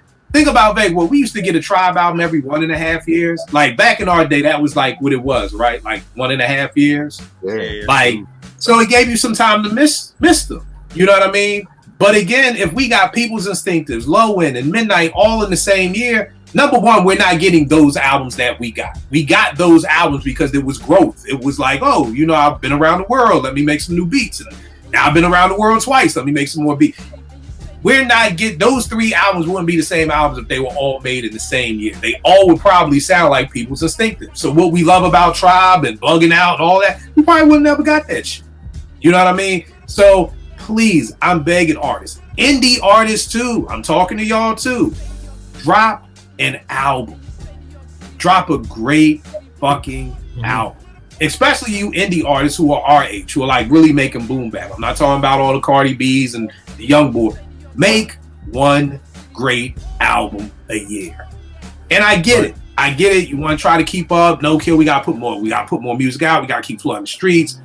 I mean, again, I'm in nobody's pockets, but is flooding the streets really bringing you in any money?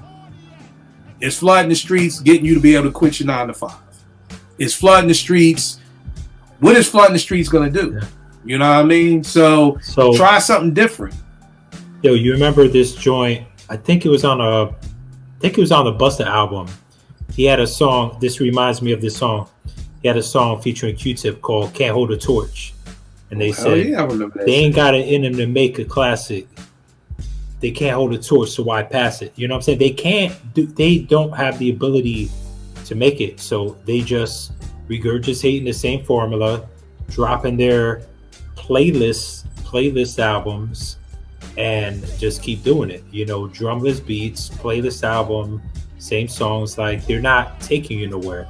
Like, they're not giving you a Killer Mike album. Killer Mike is from Killer Mike is from the school where, you know, that was the standard. So, you know, Yeah, that was a fucking album right there. What's up, Vay? I can't imagine, like, as an MC, like, just back in the days when I used to, like, write every day, like, half a rhyme, whole song, verse or two. I can't imagine just putting all that, recording all that shit and putting it out. Because a lot of it was, you know, undone, unfinished, or even if it was done, you know, you wasn't sure if you believed in it to be a song enough to put it out, like every time you pin something.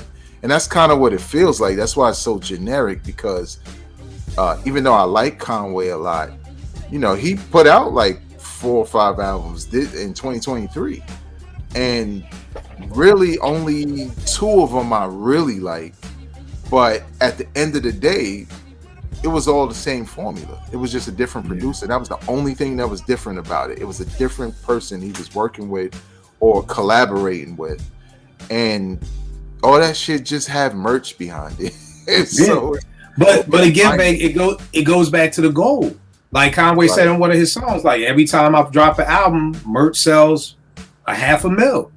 So again, that let me know, oh, okay, my nigga. So it's really not about the music. It's about the music allows you to be able to make $500,000 off the merch. So again, that's the goal. The goal isn't to make this timeless album. The goal is we need to just put something out so we can sell this new merch. Like, that's the goal. So it's like, again, it doesn't go back to like, I want to make dope, like really, really dope stuff. And like you said, when you only have one formula, you know what I mean? And you do it so much, it gets tired after a while. You know what I mean? So like, and that's the thing. And I mean, I know Conway would say, well, nah, I can do the trap stuff and I can rap like this and I can rap like that. But the bulk of your fans like you rap in a certain kind of way. The only problem is that certain kind of way has gotten played out because you dropped, I guess since 2019, in those 4 years, you probably dropped fucking 14 albums. Yeah. So you drop the amount of you drop more music than the average person makes in their whole lifetime as a musician in 4 years. So yeah, niggas are now tired of it. I listen to the French joint and I'm like, okay, and we're back. Right. You know what I'm saying? It's and we're back again. You know what I mean? So especially when the subject matter ain't changing, the same subject matter. That's the thing too. And I felt like Benny had the best thing. It's like Tana Talk 3 came out, nothing for a year. Plugs I Met, nothing for a year. The shit with Hit Boy. Like you said, similar to like I think you said Nicki, I'm just on a lot of features. You know what I mean? I'm here, I'm there, but like without hearing those two songs, I'm hyped to hear Benny album because I haven't heard a Benny album in almost, I guess, a year now, you know? So it's like without like I would have been hyped for that album before the two singles because Benny comes out like once a year. You know what I mean? But I don't know what it is with Conway. It may just be like, again, it's the bag. Like, you know what I mean? Like, fuck a legacy, it's the bag, you know? So, I mean... In a lot of ways, they kind of, and not just them, because a lot of people do it, but they kind of exploit the collectives, especially when it comes to the... Because, you know, there's some people who just want to see the whole collection because they're a fan. They want to see that they have it. But if King to a God is the real gem in the collection and then the rest is the same shit, what's the point? Yo, I'll tell you this, man. My rejects is downstairs. So I got rejects, got the GOAT, got the... this was my thing. I was going to every Griselda show. I wanted Conway's whole joint. I'll never forget Conway said something on Twitter like, yeah, my official album, my first official album dropping on Shade. I'm like, whoa, my nigga. Like, what the fuck are all these? Like, whoa, my nigga. Like, Rejects 2 wasn't no album. Like, now you're going to try and hit me with the, like, I'm making sure I got every Griselda. And that's the other thing that I want people to hear, that people to understand that at home, is that this is what I mean about support. Like, because somebody's going to be like, these niggas dissing Conway. Show me your collection. Again. Show me your collection before you say a mumbling fucking word. Show me your collection first. Because I'm going to support the people I fuck with. I'm a fan, not a stan. So if I feel like you're not doing something right, I'm going to say that shit, but the collection is here. You know what I'm saying? So don't get that shit fucked up. Like, don't do, I mean, shit, nigga, we down here with this. We down with this. We coming with this stuff. Still sealed. So I don't want to hear shit about killing them talking shit. Like, yo, show me your collection first. So y'all know me. Those are the real collector's items, if you ask me, because that's when it was more pure than anything. Right. It was just like, yo, these dudes are just dope. This is where you had to go to the show and buy these shits at the show. You know what I'm saying? So it's that thing too. JR, what you got up next, good brother? What's my list? Just because I don't, at least got I got this from her, from somebody came on our show, and she was like, just because I don't like the song don't mean I don't like you. Like, okay, you like the song. Okay, if I don't like it, it don't mean I don't like you or I don't like the artist. I just don't like the song. It's cool. Right. But then it's everybody get personal, and it's like, how did we even get here? It's just the song I don't like. And then it's like you don't like the artist, and then you feel like I don't like you, and it's just like, yeah, go stay somewhere with that. So yeah, I told Elise I was gonna take that. I was gonna take that from her. So yeah. Again, niggas is too sensitive, man. Like I said, you gotta to be a creative, you gotta have thick skin. Because everybody's not gonna like your shit. I could send Rel 100 beats and that nigga pick 5. That means he didn't like 95 beats. I'm not offended by it. It is what it is. Maybe the shit ain't speak to him. Maybe 95 of the beats he ain't picked, Vegas want 10. You can't get offended by that shit. You know what I mean? Because you can't, you're gonna quit before you even get started. Yep. You know what I mean? So, like you said, just because I don't like this one song, don't mean I don't like you. It don't mean that I think you whack. Dog, I'm a fan. I'm gonna tap back in for this. Yo, when Kane dropped Taste of Chocolate, I was like, yo, this ain't it. But you know what? Fuck it. This is my nigga. I'll be back when he come back again. Came back with Prince of Darkness. That shit wasn't it. I'm like, all right, now you're teetering, nigga. You're teetering. But I'm gonna come back around one more again. You know, I'm gonna come back around. So that's again, it's crazy. Bro, what you got up next, bro? I don't know how well this one gonna go over, but overly arrogant independent artists need to stay in 2023. Would you like to break down with an overly? Yeah, who we talking about? Yeah. Who we talking about? Listen, because I'm a independent, but no one owes you anything, and no one owes you anything.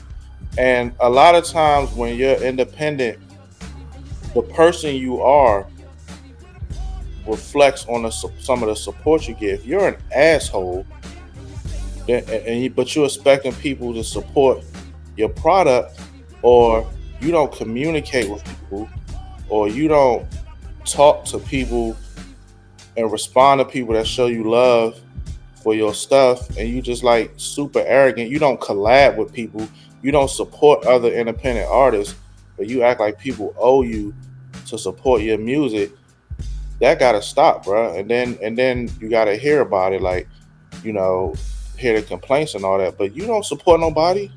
You know what I'm saying? You don't, you know what I mean? People tell you, but let you say something bad about it, then you get a response. But you don't communicate with people that big up your music and show you the love or whatever, and you act like people owe you stuff, and they do not owe you anything. You know what I'm saying?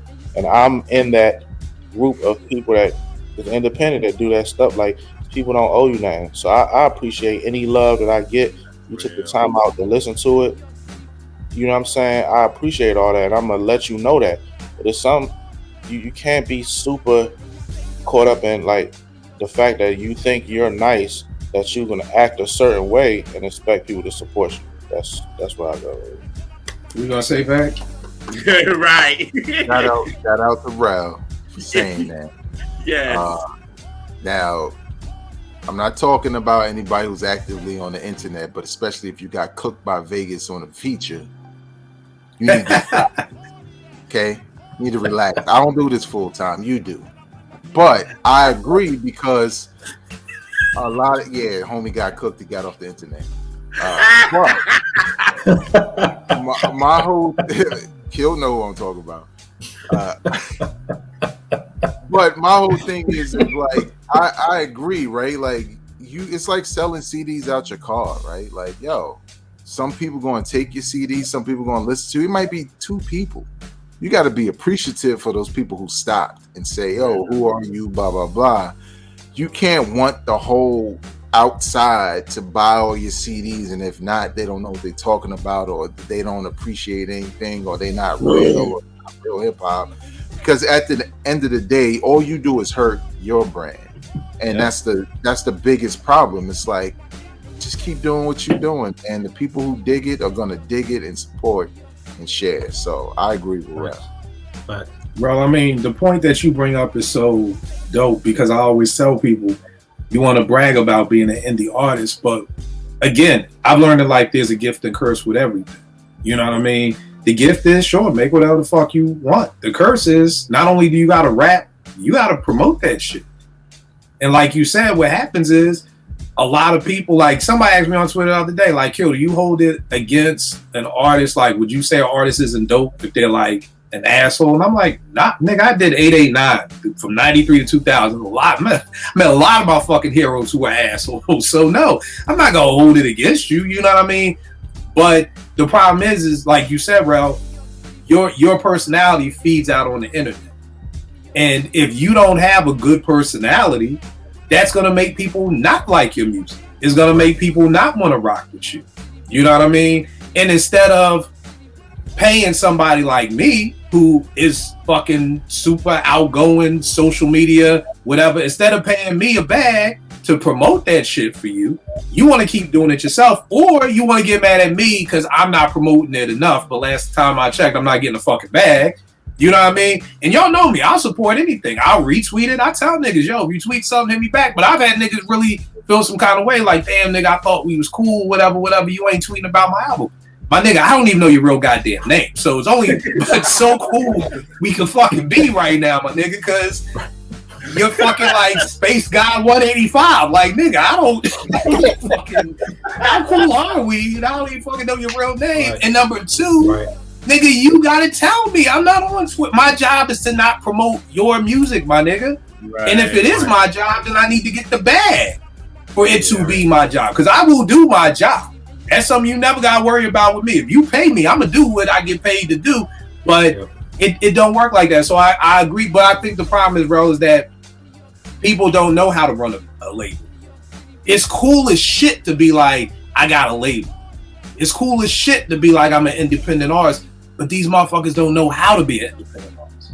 Right. These niggas don't know how to run a label.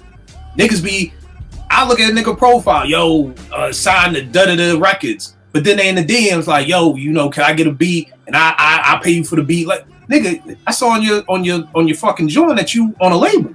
So if you on a label, my nigga, or you the owner, how the fuck you trying to be on some whippy, I'll pay you on Monday for a cheeseburger today type shit? Like, nah, you got a label. So I tell niggas you really need to watch what you put in your profile, because niggas are gonna look at that. That's what I look at.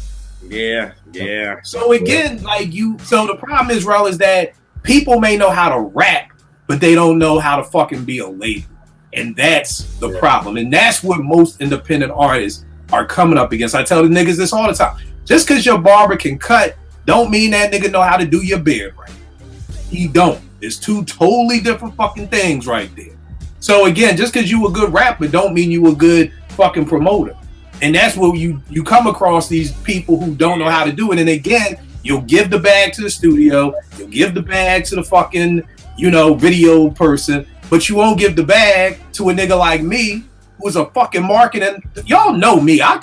Before we even turn on the camera, me and Vegas done come up with a whole plan for a whole new rollout for some shit, just off the top of my motherfucking head. But y'all won't pay a nigga like me to come up with a marketing plan and help y'all promote y'all shit. Which is assed out backwards for me, because now you got a product you can't fucking move. Yep. Who wants a fucking house full of cocaine, my nigga? The goal is to get that shit out in the streets. So you got all the coke, but now you can't do shit with it. Like, nigga, you spent your money wrong. And Vegas already cooked you on your own song. So what you gonna do? What you gonna do? So yes, Rel, I agree with you 100%. One thing we need more of in 2024, let me see if I got it on my iPad. We need everybody in the industry. We need everybody who's trying to do this shit. Where is it? We gotta be in here. You zoom in right there. Oh fuck, I just messed it up. Right here. Right next to fucking my man Dean Koontz. All you need to know about the record industry by Donald S. Passman. You need to read that book. Okay? I got the hard copy. That's the newest copy, because now we dealing with the digital world.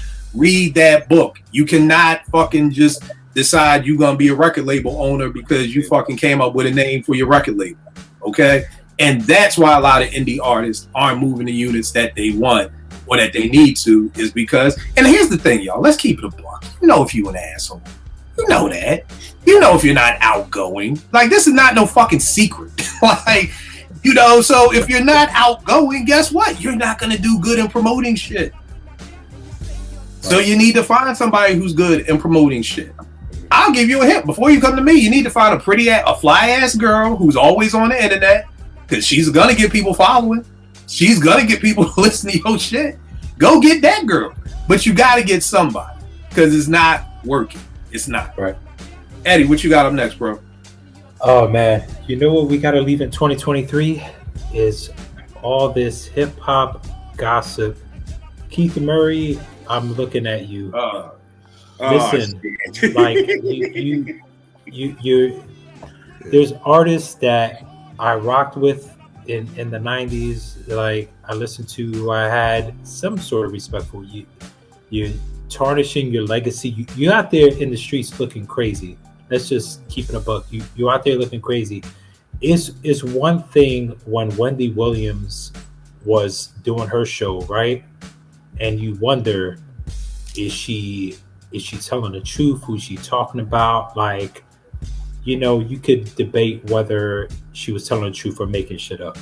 It's another thing when artists are going on these platforms and spilling the beans about all this stuff and making themselves look crazy, even when they talk about other people. Fat Joe, stop capping, man. Like, bro, stop. Just like, Fat Joe has become a compulsive liar. Yeah. Fat Joe, leave the lying in 2023. Start telling the truth, please. Thank you. Thank you. Like, thank you, the management. Sign the management. Yeah. Babe, what you got up next, bro? All right, I'm gonna make some people on Twitter upset, but as they know, I don't give a shit. Stop acting like Big L's debut album was like that. I was there. I was outside. It was. We thought he was dope when we heard MVP remix. We thought he was dope. When we heard that album, we were like, it's cool. But something's missing. We didn't think it was whack. But you go on Twitter, and I see people talking about Big L's album like it's the holy grail, and I was like, when did this start? Like, you see all them damn tapes behind me? That album ain't behind me. I got more. I'm from that era. I was active in the record store in that era, and I just do not remember people talking about that album in the way they do on Twitter. And I get it, because one dude kind of, I guess, explained, because he was from another country, and he was like, yeah, Big L was, we really looked up to Big L, we kind of idolized him, so we absorbed his music in a different way. And I'm like, well, I'm from New York City. Harlem not that far. I could get on the train. You got to fly over. I'll tell you right now, it wasn't like that. It wasn't like that. We respected him as an MC. Some people thought he even sounded like Lord Finesse. Y'all know him? Talking to y'all Twitter dudes. Y'all know Lord Finesse? He wasn't just a beat maker. He's one of the nicest dude out when he dropped. And Big L, some people thought Big L kind of sound like him. We all thought he was dope. But the album didn't live up to the expectations. That was the whole big deal. That's the reason why he got dropped. That's the reason why eventually somebody like a Jay-Z, who knew he was nice, like most New Yorkers, was like, he just needs a better platform to do what he does best. And it unfortunately never really got to happen in the way we wanted. But stop acting like that debut album is Illmatic, right? And I'm not just saying that like I'm the biggest Illmatic fan, but I get why people loved Illmatic, because I was there for that. Everybody loved it. Big L didn't get the same kind of love.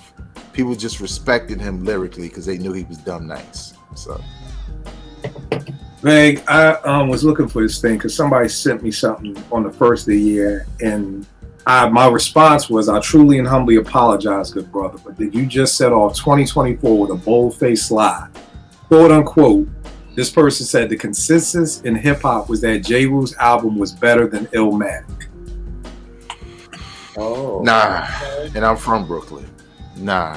No. I'm like, bro, are you talking about in your bedroom that was the consensus? Because nowhere else in hip hop was anybody saying J. Rule's album was better than Illmatic.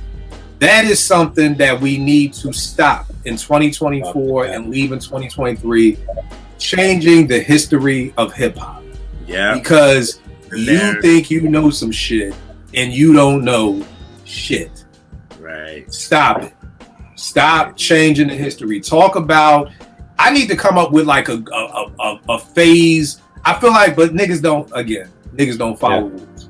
What I was thinking about is like, you've got a 10-year phase. Like if you're born in 74 like me, and then I'm 10 and 84, you got like 84 to 94. Talk about that shit. Don't talk about before. Don't talk about that. Like you gotta put these motherfuckers now like a circle. Like, cause this niggas who were born in 2000 and they talking wild like, yo, the 80s of hip hop was whack, and it's like, nigga, you was born in fucking 97. Like you can't talk about that. Like you can't talk outside of whatever this circle is, because I've never heard anybody, even on Twitter, and I hear some wild shit on Twitter, say that it was a consensus that J. Rule's album was better than Illmatic. Now I did know one dude who preferred it, but to your point, that's not a consensus. That's why I'm real big into words. I listen to people. Most niggas don't listen. They go, I'm listening to every fucking word you saying. Consensus is the key word that just we all knew. And I'm like, in your bedroom, the consensus between you and your fucking pet gerbil was that fucking, you know, J. Rule's album was better. Like, you like talking to your little gerbil, like, hey, little guy, don't you like fucking come clean better than It Ain't Hard to Tell? Like, nigga, but outside of your bedroom with you and your gerbil, you don't like fucking have no consensus that the fucking. Gerbil thought it sounded like the little water dripper. You know? Right, coming from the thing that, right. So, but again, so we gotta stop. Right, we gotta stop changing the narrative. We gotta stop doing stuff, and it's getting bad, y'all. We gotta stop. So just stop changing the narrative. It's okay. And here's the great part. I think I know a lot about hip hop. I believe I will forget more hip hop than the average human being will know, but I know when to be like, I don't know. I have no problem saying I don't know.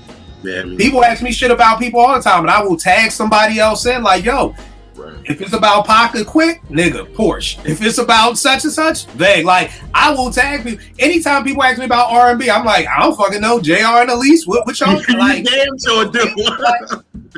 It's okay to be like, you don't know. Like, you don't have to make up an answer, but I feel like we're living in a time where it's so whack to say I don't know that niggas just make up shit just to be able to say, I answered the question. Like, and I always tell this to people, I can't intelligently answer that question.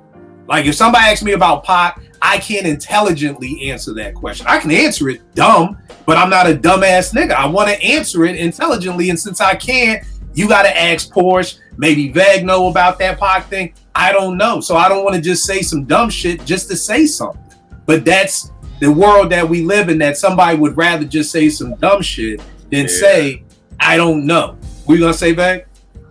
Just to add on a little bit to what you're saying, I think a lot of it has to do, it goes back to the followers and people feeling important, because what also needs to be left in 2023 and beyond is, if you have hip hop historian in your name or in your bio and you don't get a bag to do it, or you don't know what historians do, forget hip hop, historians, what they do, they don't tweet and go and Google album covers and post them and say, this sold 22 records in 1977. You are not a historian. Do you know what historians do? It is all research all the time. They're usually professors at university. If you do not teach hip hop professionally, you are not a historian. You a nigga who like hip hop just like the rest of us. So just stop. That needs to be an album cover. You a nigga that like hip hop like the rest of us. Yeah, that's the name of me. The name of me and Vague new album dropping 2024. You just a nigga who like hip hop like the rest of us. That's the name of the fucking album, man. I always tell niggas, man, the funny thing is, man, I come from a 90s playground era of somebody gotta give you your nickname. You don't go to Rucker Park like, yo, my name Rahman, kill them all, kill Pat. Nigga, you perform and then someone will give you the nickname. So anything that anyone ever sees in my bio is a name that was given to me. I have never, that's the way it should be. It shouldn't be, like I said, you don't go to the playground and you tell the announcer what your nickname is. Motherfucker, we give you a nickname if you nice enough. Everybody who played at Rucker Park don't get a nickname. Everybody who played at Soul in the Hole, everybody who played at West 4th don't walk away with a nickname. You got to be nice enough. to walk away with a It's nickname. like in boxing, right? If a new cat come out and he's Sugar Jeffrey whatever, the first thing I'm thinking is like, okay, if you're gonna throw Sugar on your name, I'm thinking Sugar Ray Robinson. I'm thinking Jane Mosley. I'm thinking Sugar Ray Leonard. Right. You gotta live up to the name because them old cats would watch them and give them those names based off of their fighting style organically. So all these manufactured ass, historians and all of that, and I don't care who you are. You can come and say something. You ain't gonna say shit. But at the end of the day, I think, and real quick, just not to go too far, but I think I mentioned this before, Kill, in your podcast, how I was supposed to be writing for NPR Music, which does Tiny Desk and all that, right, when it first launched. And I remember they hooked me up with the person who was in charge. And I looked her up, right? But I looked her up after I had submitted some ideas for stories, and she kind of turned them down. So I looked her up because I'm thinking like, damn, well, these aren't good. Like, these are about hip hop. And I remember her saying how she went to school for hip hop. And me and Ak used to have this thing where we like, if you wasn't at the park jam, do not talk to me. Because I was out there as a kid at the park jams. I know what I was doing, but whether it was Queensbridge or Brooklyn, I was there. Now, everybody can't be, but at the end of the day, we're not speaking the same language when we talk about it. Right. Jay, I'm gonna get to you. Just no. Matter of fact, what's your next one, Jay? Before I only got one last one. Keep Anita Baker in 2023 for me. Yo, what the fuck happened at this concert with her singing Her ass "Get the there. People Away from Me"? What's wrong with Anita?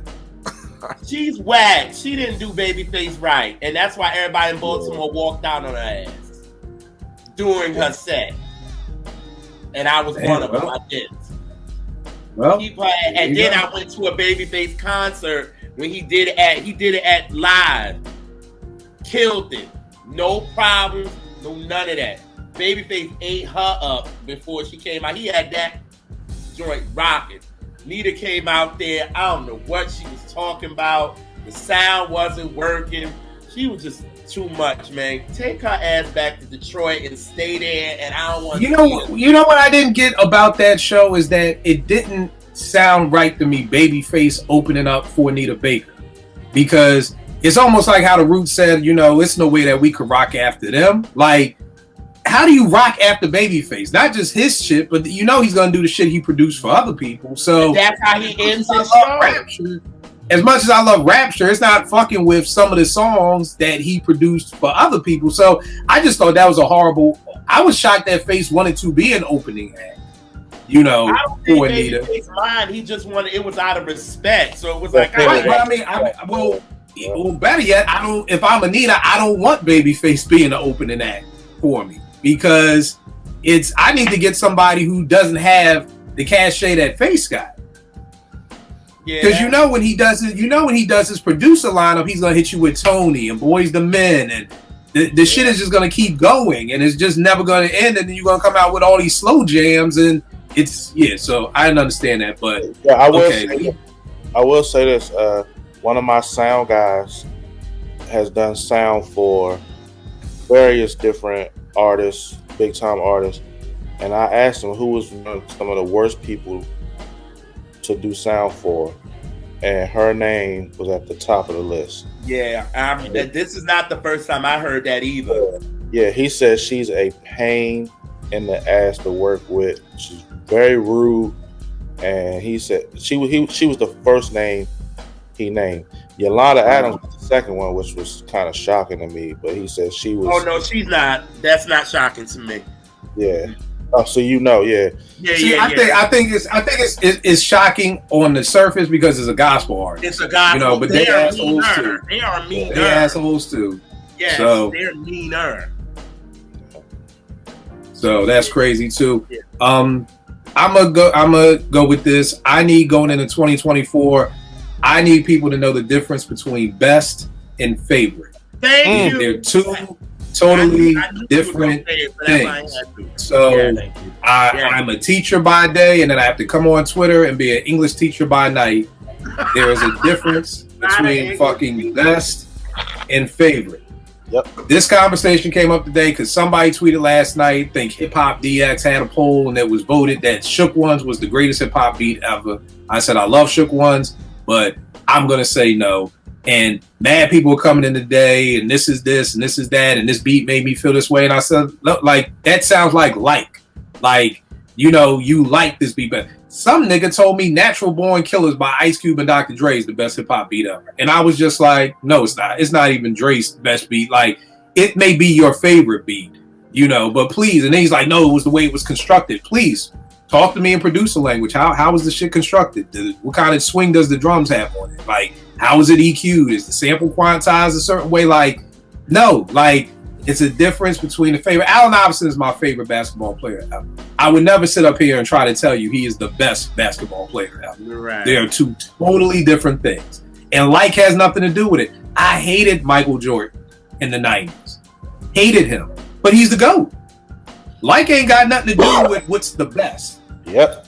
Like has something to do with favorite. It doesn't have. So I'm going to be doing some math equations and some English equations on Twitter in 2024 because we're going to help fucking you fuckers who probably got at least a high school degree, some type of education that best and favorite are two totally different things. Leave them nut ass niggas in 2023 too for you. Leave nut ass niggas in 2023. I like that too. I like that too. That may be the name of this house. Leave this 2023. I'll be like, you are again. It's the goddamn educator in me, man. I wish I could get rid of it, man. There's so many things I wish I could get rid of in my spirit, but it's just fucking there, man. I'm getting better. People getting blocked quicker, but yeah, you know. Yeah, you catching them faster too, though. I think, you know, the thing is for me, and I think too, that I think it's hard to say what is the dopest hip hop beat ever.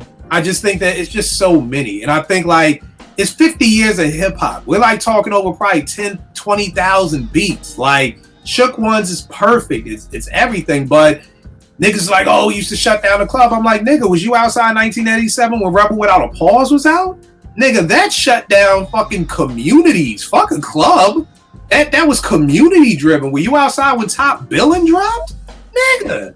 In Vegas, I could only imagine Top Billin' in Brooklyn. Like, I can't even fathom that. So we gotta stop acting like Shook Ones was the first time a song shut down the clubs. Motherfucker, were y'all outside when fucking Welcome to the Terror Dome came out? Was y'all outside when Fight the Power came out? Like, well, we gotta act like there wasn't hip hop before '94. And that's what happens. It's the same thing. Niggas used to always be like, I'm like, yo, y'all do know that niggas danced before Puffy arrived, right? You do know people danced at parties before Bad Boy arrived. Like, y'all really think that people dancing started in 1995? Like, nigga, we was doing house parties in 84 dancing to Sucker MCs and the Fat Boys. Like, so again, I think Shook Ones is an amazing beat. It's perfect. It's probably up there, but I'm like Top Billin', Deep Cover, fucking Ultramagnetics Funky. I'm like, yo, there's so many other songs that were there. Eddie brought up Grinding. Like, I mean, there's so many beats that are just bananas. And I mean, and again, I'm always like, too, I think y'all are thinking about the song. See, the producer in me is thinking beat. Y'all love Shook Ones, the song, the chorus, the everything. But I highly doubt that if you was there in 94 when Havoc hit play on the MPC, that you was like, oh, this is the greatest beat I ever heard in my life. Like, it's an incredible song, but I don't think you're stripping away song from the actual beat. You know what I mean? But neither here nor there. But we are going to fix that in 2024. Difference between best and favorite. Well, what you got for your last one, good brother? My last one for 2024, I want to see more of because I feel like we might be trending in the right direction, is more documentaries and movies on other hip hop artists. That was mine. Besides Tupac and Biggie. Yeah, love it. Thank you. You got the Biz. You got the Black Sheep. Like, let's keep doing that. Let's keep doing that. It's a lot of amazing, interesting stories to hear about and learn about from other great artists instead of regurgitating the same stuff about Pac and Big, who we love, but come on, it's getting, is getting too much. So Right. I think in 2024, I think we're in the right direction. Like we getting more options. You know what I mean? More options. I love that. If people haven't seen it, I forgot the channel, and I'm about to tell y'all to subscribe to another channel after we just said we ain't subscribed to no more channels. I forgot the name of this channel, but it's a Michael Bivins documentary. Michael Bivins from New Edition. Incredible documentary. All Black. That's what the network is. Yeah. Incredible documentary on Michael Bivins. Oh man, it's crazy. It was so good. And also on All Black is a documentary on Chi Ali, which was very dope too. You know, and everything with the murder and the on the run and all of that. So I'm with you 100% on that, bro. Like we're going in the right direction. We're starting to get these other documentaries on people who are still here. We can make documentaries on people who are still alive, y'all. Like, you know, so I think that's dope. Babe, what were you about to say? Quick idea. I think you should do this. You should have a watch party. Apartment 5B watch party. One of these documentaries that come out that kind of relates to what you talk about. Just go live. Bring a couple of us on. Bring everybody on. And I'm with it. All watch it at the same time, and we can comment and all of that. Those of you who like to stay silent while shit is on, watch that shit yourself. Because we talk. We black in my house. We talk. Nah. That's a dope idea. Man. Yeah, that's real dope. And again, like, did I ever send y'all that D'Angelo joint? You know, you sent it to me. Yeah, I got it. Did I send it to y'all? The rest of y'all? I'll put it in a Dropbox for y'all. But the Devil's Pie, I think that was the name of it, right, Veg? The one that you saw that never came out? Yeah. I finally got my hands on that. But that's a dope documentary too. So whenever it actually does come out, you know, that's dope. So yeah, bro, I'm with you 100% on that, man. Eddie, what you got up for your last one, bro? My last one is leave Twitter hip hop beefs, meaning the artists going at, leave that in 2023, man. If y'all want to battle, I want to hear the songs, man. I want to hear the music. Like, put it on wax. You know what I'm saying? Like, Like the only one who I'm giving a pass to is Freddie Gibbs because he's funny. But all y'all other ones, man, I don't want to hear your Twitter fingers, man. Make songs, man. Like, keep it on wax. That's dope. That's dope. Hey, what you got for your last one, bro? My last one is I get it, but I think we could do both. But put music and artistry over business and brand. You can still have business and brand and have music and artistry all at the same time. You don't have to make it about business when the artist being critiqued for not being thoughtful or thought out well. You can still sell your merch. I mean, you could sell more with a doper project. But I think in a lot of ways, cats are just trying to, balance their budget. They bought a lot of chains, they bought a lot of jewelry, told you all the cars they had. Now they got to show you they got them. And now they got to pay some bills. We're showing you a lot of chains, but we ain't seeing they bills, right? Security bills, home, cars, child support, whatever it may be, which do exist for a lot of them. So I just wish more artists would up front, and I get it, there's a younger generation that kind of anticipates that, but you can do both. You can still have a dope brand along with a dope album. I think Beyonce and Jay-Z are the masters at that at this point, because when they decide to drop, they've already thought everything out. Tour's coming, everything's out. Videos, they've already done. Movie, everything is already well thought out.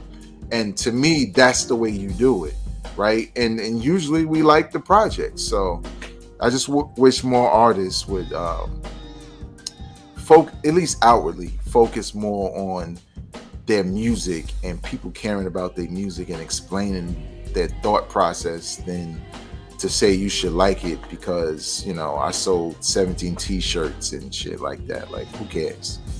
It's funny, babe, because now that I'm thinking about that whole Conway thing, I'm like, why do you have to sell the merch with an album? because there was a time when West Side Gun was so big. I mean, half of his shirts just be the Road Warriors with the fucking shit over their eye. Like, it don't even have to be no new album. Like, right. Like, there was a time when I was buying Griselda merch and he did a drop and I had shit in this shopping cart and I was adding more shit. And as I added more shit, shit was disappearing out the shopping cart because shit was selling out like that. Like, it was that bad that shit, people were taking shit out my shopping cart. I'm like, bro, I got it. Like, I had to hurry up and click buy. And I mean, they were just moving like that. So, I mean, I don't even know why it has to be like that. But I love that quote, music and artistry over business and brand, because I think that goes to sports too. You know, I'll never forget when RG3 came out and people said his biggest knock was he was more concerned about his brand than he was his performance and what he was doing on the football field. Like, and everything was about his brand first, because I think these people are now, they're being raised to where your brand is the most important thing. You know what I mean? So don't worry about what you do on the field. Like, let's get all these All-State ads and let's get all this stuff and then worry about what you do on the field. So, I love that. Even in 2K, right? You played my career in 2K. You got to go kick freestyles in the studio. And you're like, yo, dog, I'm trying to win the chip. Like, why I got to do all of this shit? Exactly. Right. That's crazy. That's crazy. JR, what's your last one? My last one was Rails, the documentaries and things like that. I think it's coming around a lot and we need more of that. And I really, really enjoy like a lot of the documentaries that came out in 2023. So I want more of that in 2024. Yeah, man. I really think, man, and we were in the car listening to SWV the other day, and I was like, we need a doc on them. Like, I don't, you know what I mean? Like, they wanted to do, and I'm glad that it's next, that they cut it. They was wanting to do that Lifetime bullshit. I was like, no. Oh, no. I don't want a Lifetime movie. I want a documentary. I want to. And that's what I want. That's what I want. You know, I want to. I mean, the wild part is, like, I feel like so many of these artists from the 90s deserve a documentary. You know what I mean? Like, TLC deserves a documentary. I'm always like, how did Left Eye come from Philly to get in Atlanta, and, you know, the whole bankruptcy shit, just all that. I know you're not a big TLC guy, but no. I am, but I'm just saying, I think because they behind the music twice, which was kind of like a lot for them. So it's kind of like, and then they just did the movie with Pebbles, and you know, I forgot they did the movie. You're right. It's already been done. I forgot. So they have issues. Pebbles is not playing with that dollar at all. Bro. Yeah, you're right. And the last thing, I have two more things, but this is outside of hip hop. I need women to stop throwing drinks on each other. I was just like flipping through VH1 the other day, and I saw like Basketball Wives, like season 29, and none of these bitches are still wives. You know, engaged. No, because I'm like watching it, and they still throwing drinks on each other. I'm like, yo, just punch her, just rumble. Just at this point, rumble. Like, we still throwing drinks, we still K Michelle shaking the table. Like, just rumble the joint. Just rumble. Like, that's it. And then the last thing I got, y'all. I'm talking to the men out there. Let me look in the camera. I'm talking to y'all men. In 2024, we are no longer letting fucking barbers paint on our faces. We're not doing it. Stop it. If you don't have a motherfucking beard, you don't have a motherfucking beard. Okay? We're gonna stop. You gonna stop being a grown-ass man, letting another grown-ass man take a goddamn paintbrush, stick it into a jar of Beijing, spin that shit around, and then paint that shit around your face. We leave it round up. We leaving that shit, bro. We leaving it. Stop that, man. I need grown ass men to be grown ass men again. They talking about he needs some Teddy Pendergrass singers again. I need some real niggas out here again, y'all. Stop that. Stop that. When I was a barber, I had some clippers, shape up clippers, 3 guards, and a fucking comb, and I cut so many heads with that shit. Now these motherfuckers got Sharpies, and Beijing, and paintbrushes, and pencils, and all kinds of art supplies. Stop letting people paint and write on your face, nigga. Stop that. That shit ain't fly. That's some nut ass shit, y'all. Stop that. Stop putting fake hair glued on your fucking face and then having the barber shape this shit. Stop it. Somebody fucking pubic hairs you just put on your fucking face, and now you shaping that shit up. Some nut ass shit. Leave that alone, y'all. I'm ashamed of that. I thank God every night for my beard, so who's raising these niggas? Roaches? And here's the funny part, y'all. Normally I'm like, yo, don't get offended. No, I want niggas to be offended. I want y'all to be offended, so y'all stop doing this. If your hairline going back, I'm sorry. I pray to God every night my hairline don't grow back, because I ain't gonna look right bald. But if it's going, it's gotta go, nigga. I'm not getting no man weave. Oh. And I also want to send a shout out. I also want to check these Johns out here who be defending these nut ass niggas. You know how many times I put that shit on Twitter and Johns be like, well, what's the problem, Kill? We do it. What's the fucking problem? Well, you a woman. You can do that shit. We don't. We do different shit over here. Okay? The barbershop used to be like a black man's fucking country club. Now it's all kinds of witchcraft and Harry Potter shit going on in the barbershop now. Y'all saw what happened with Karan Butler? Y'all remember that time Karan Butler was on NBA TV with a goddamn baldy on Tuesday and came in with a whole head of hair on Wednesday? Y'all remember that time with Carlos Boozer? That nigga had a baldy on Tuesday and to the game? Carlos Boozer came in with that like a cue stick. Y'all know this. Y'all know this. Yes, man. Yes. And here's the problem. Here's the problem, y'all. Where's y'all niggas? Where? Bro, you think I'm letting you show up to a goddamn episode of Philadelphia Steak Life with a beard, nigga? Nope. This nigga ain't have a beard on Thursday for Apartment 5B. He got a full beard on looking like James Harden on Saturday. Nope. Nah, Gadget. We got to restructure. Nah, we got to reschedule, brother. Nope. This nigga got a beard. All right, go wash your face. Wash your face, nigga. Don't let it rain. Right. That's what I'm telling these doors. The joints that's defending these doors, I'm like, yo, so you ain't gonna go on a water park with your man? Y'all ain't never gonna go motherfucking Six Flags? Y'all ain't gonna go to Jamaica together? So this nigga could go in with a full head of hair and come out with a fucking baldy? What, y'all can't walk in the rain? Y'all can't do Orange Juice Jones? I saw you walking in the rain because the poor beard gonna wash off? So, I need y'all to stop that. It's nut ass shit. I take responsibility for it because a lot of that Beijing shit started in Philly. I'm gonna keep it a buck with y'all. I'm not even gonna hold y'all. It started in my city.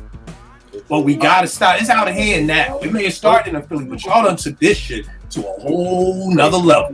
Look, what the hell is Beijing? What is that, like paprika and seasoned salt? Like, what is that? Beijing is like a dye. It's like a jet black dye. Yeah. And it was this barber in Germantown in Philly named Lightfoot. And he was like I didn't even know if the nigga was real or not. Like this, the nigga like Randall Cunningham and the Eagles used to go to like back in the 80s and the 90s. And Lightfoot was just the barber. And if you look on, do I got it in here or is it downstairs? This joint right here, and it's funny because as soon as I opened this CD when I got it, I said this shit look like Lightfoot. This that Black Street. If you could zoom in on Teddy's hair, that thing is jet black. And I was like, you know what? That looked like some Philly shit. Word is bond, open up these credits, and the barber was Lightfoot. So, like I said, that Beijing stuff started in Philly. We started it, but y'all done nut ass niggas done took it to a whole nother location now, man. Y'all done man weaves, we ain't start that shit. Fake beards, y'all know the Philly population ain't start that shit. Please don't come to Philly with the Muslims with a fake beard. Please don't do that. So keep that shit in Atlanta or wherever y'all be doing that at. Don't come to Philly with that. That was just so bad. We gonna stop that, y'all. So I want y'all to feel some kind of way. I want there to be a nigga at home right now like, yo, fuck that nigga Kill, man. Good, yeah, fuck me, fuck you. You got it. So yeah, I want that energy. I'm glad you said that, right? Because I've been asked this a lot, but someone in my family asked me this a while ago, like, why'd you grow your hair? And I told them why I never used to grow my hair. Because the texture of my hair from the black community, I always used to get these questions I couldn't answer. Like, you dye your hair? You perm your hair? And I was like, look, fucking genetics and slave trade. And like, do I really have to explain the texture of my hair? Like, I'm not out here like stunting on people. Is right. And I always used to cut my hair low. I mean, people who watch me for a while, you usually see me with a Caesar. But to your point, Kill, I'm watching all these paprika ass beard niggas and weave niggas and shit, and I'm like, I still have my hair. And I'm not gonna be here forever, so let me grow my shit and let me wear my shit. Right. It's all natural. It ain't all dialed up. My wife do my hair. I don't do my own hair. I can't do that shit. I'm already getting tired of it. But I get your point, because I was looking at niggas and I'm like, what happened to when you had a certain look, because maybe you can't grow a beard, so you style your shit a certain way. Maybe your hair falling out. Maybe you grow the beard in a cool way and shit, and you go get the baldy. There's nothing wrong with going with what's you. And that's what I had to learn after a while, because I was just like, fuck it, I'm gonna grow it. It ain't all gray yet, so why not? So I get you, but when I watch these niggas, I thought it was just skits. I ain't gonna lie. I thought niggas were trying to be funny. Like, so there's, dog, I know a dude with a fake beard, and I just try to tell niggas, if there's no excuse to ever do fake shit. That's just me. But if you're gonna do it, do the shit gradually. Okay? Don't be on apartment 5B on Thursday with Rel not having a beard, and then show up to shoot Illadelph Steak Life on Saturday with a beard like mine. That's too fast, my nigga. Like, let that shit, like, be like, yo, start me with a 1, bring me up to a 2 guard, bring me up, like, let it gradually at least look. But I guess, you know what, when people do fake shit, they don't give a fuck. They don't care. You know what I mean? I remember when the 300 Chryslers was out, and everybody was like, oh, it shit look like a Bentley, and everybody was buying it. But the key word is it looked like a Bentley. Nigga, that ain't no Bentley. That's a Chrysler 300. Yeah. You know what I mean? So I guess if you go and next to it, until you like Cat Williams said, so you pull up next to it, you gotta see the difference. But I mean, at the end of the day, y'all, man, just, you know, and somebody's gonna say, Kill, I just want to do well. It's some nut ass shit. That's all I'm saying. You can do whatever you want. It's some nut ass shit. So there you go. So that's what I want to leave. JR, what you got cooking up over there on the R&B side of things? Oh, damn, Kill, you. I'm trying to save people out here. Like I said, man, it's really upsetting the amount of women who defend this. I didn't know that. I did not know. Yo, women be defending it like, well, I mean, we do it, and if he always wanted a beard, and I'm just like, so that's thorough for you? Like, that's thorough for you to have a man who got a fake beard? Like, how is that thorough? Like, I need you to explain that to me. Like, you kissing this nigga and half his beard come off? Like, that shit is thorough? Like, who raised y'all? Like, I'm talking about who raised these niggas, roaches. Who raised you women? Like, ants? Like, what the fuck? Like, it's kind of in the Jerry curl lane, right? Like, it's worse than Jerry curl lane, because at least the Jerry curl is your hair. This ain't even real, vague. No, I'm talking about fucking up the sheets and all that. Like, oh yeah. Because the glue on your pillow. The glue, the dye, the Beijing, all that stuff, bro. Like, all that stuff is not good. And I get it, some people don't want it. Jamie Foxx is one. You know, he does not want to get the baldy. I think he looks fine in the baldy. I don't think he looks fucked up, but he's a boy who wants his hair. Because you can see Jamie's hairline done moved that shit like a fucking, like, what's that shit you do in the islands? The limbo stick? Like, that nigga, like a limbo stick. It be up and down and all over the place. LeBron, you know what I mean? My thing is, if Bron can't grow hair, it can't be done, because this nigga a billionaire. So trust me, if there was a way to grow hair, that nigga would have the answer to it. So if LeBron is still struggling, nigga, we all just got to get the baldy. I feel you. It's bad. JR, what's going on in the R&B world, man? Ain't nothing. We are starting season, well, when this comes out. The first episode of season 6 is, we got Vern on the show. We talked about Layla Hathaway. So, so you know he went in on this episode, and shout out to Layla Hathaway. She already retweeted it already, so that's dope. So hopefully everybody come and watch that. Me and Elise is still doing our thing. She has her a minute vine. What is she called? Love those. A minute with a vinyl with Naturally Elise. It's dope. I love how she did. Her next one is dope too. Like, I was like, yo, creative as hell. Then the Motown Life joint from me. What else we got in store? We got a guest coming on. It's left field, but it's dope. They really enjoy what we do, so they're coming on the show. That's dope. And just catch that. Still going on. R&B Raps on Instagram, Twitter. JR's World of Soul on Instagram and Twitter. All right, no doubt. Real quick, bro. Another dope documentary, that Little Brother joint that just came out. Another dope documentary. That's dope. So yeah. So we pushing them. Hey, what's going on with you, good brother? All right, you can follow me on Instagram, Twitter, TikTok, all of that at Vegas World INC. You can check out my podcast, Hip Hop Now Podcast, where this week I have, or the latest episode is a 2024 preview where I talk about albums that I'm anticipating that I know are real, albums I'm curious about, and also things I want. Don't worry, this is probably the first year I don't say detox, but there's some other mythical shit up there. So, all right. And you got the new website too. Yeah, so I put together, which was a long time coming, professional website that kind of covers everything I do from broadcast to digital. It's more of a like samples, so when you looking to work with a brother or a brother looking to get a new job or make a new move, along with a resume and a cover letter, there are examples on this site of what I do. And, it starts off with a quote of a word I like to use, which is Sankofa, which means, you have to go back before you can move forward.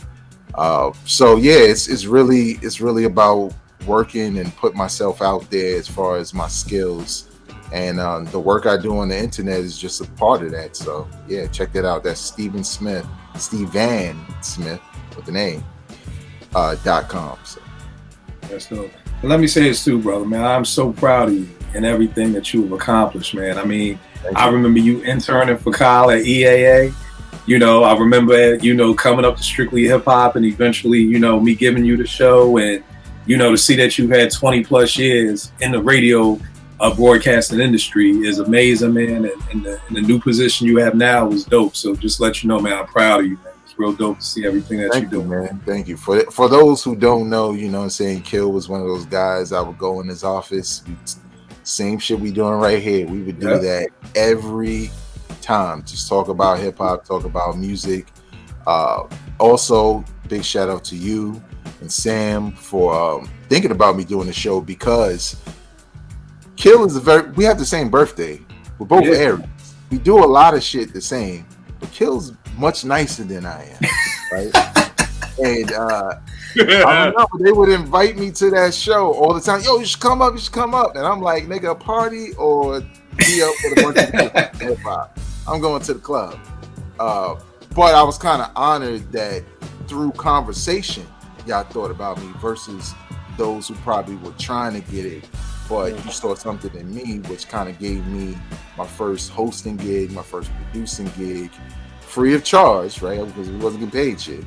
But at the end of the day, it kind of, launched me as far as my career and told me that, oh yeah, I could do this. So big shout out to you, man. No doubt, man. No doubt. Eddie, what's going on with you, good brother? Not too much, man. But you can catch me on Twitter, X, whatever, at Eddie D80. Still on Instagram at Freestyles. All right, bro. What we got cooking up, bro? Trez, man.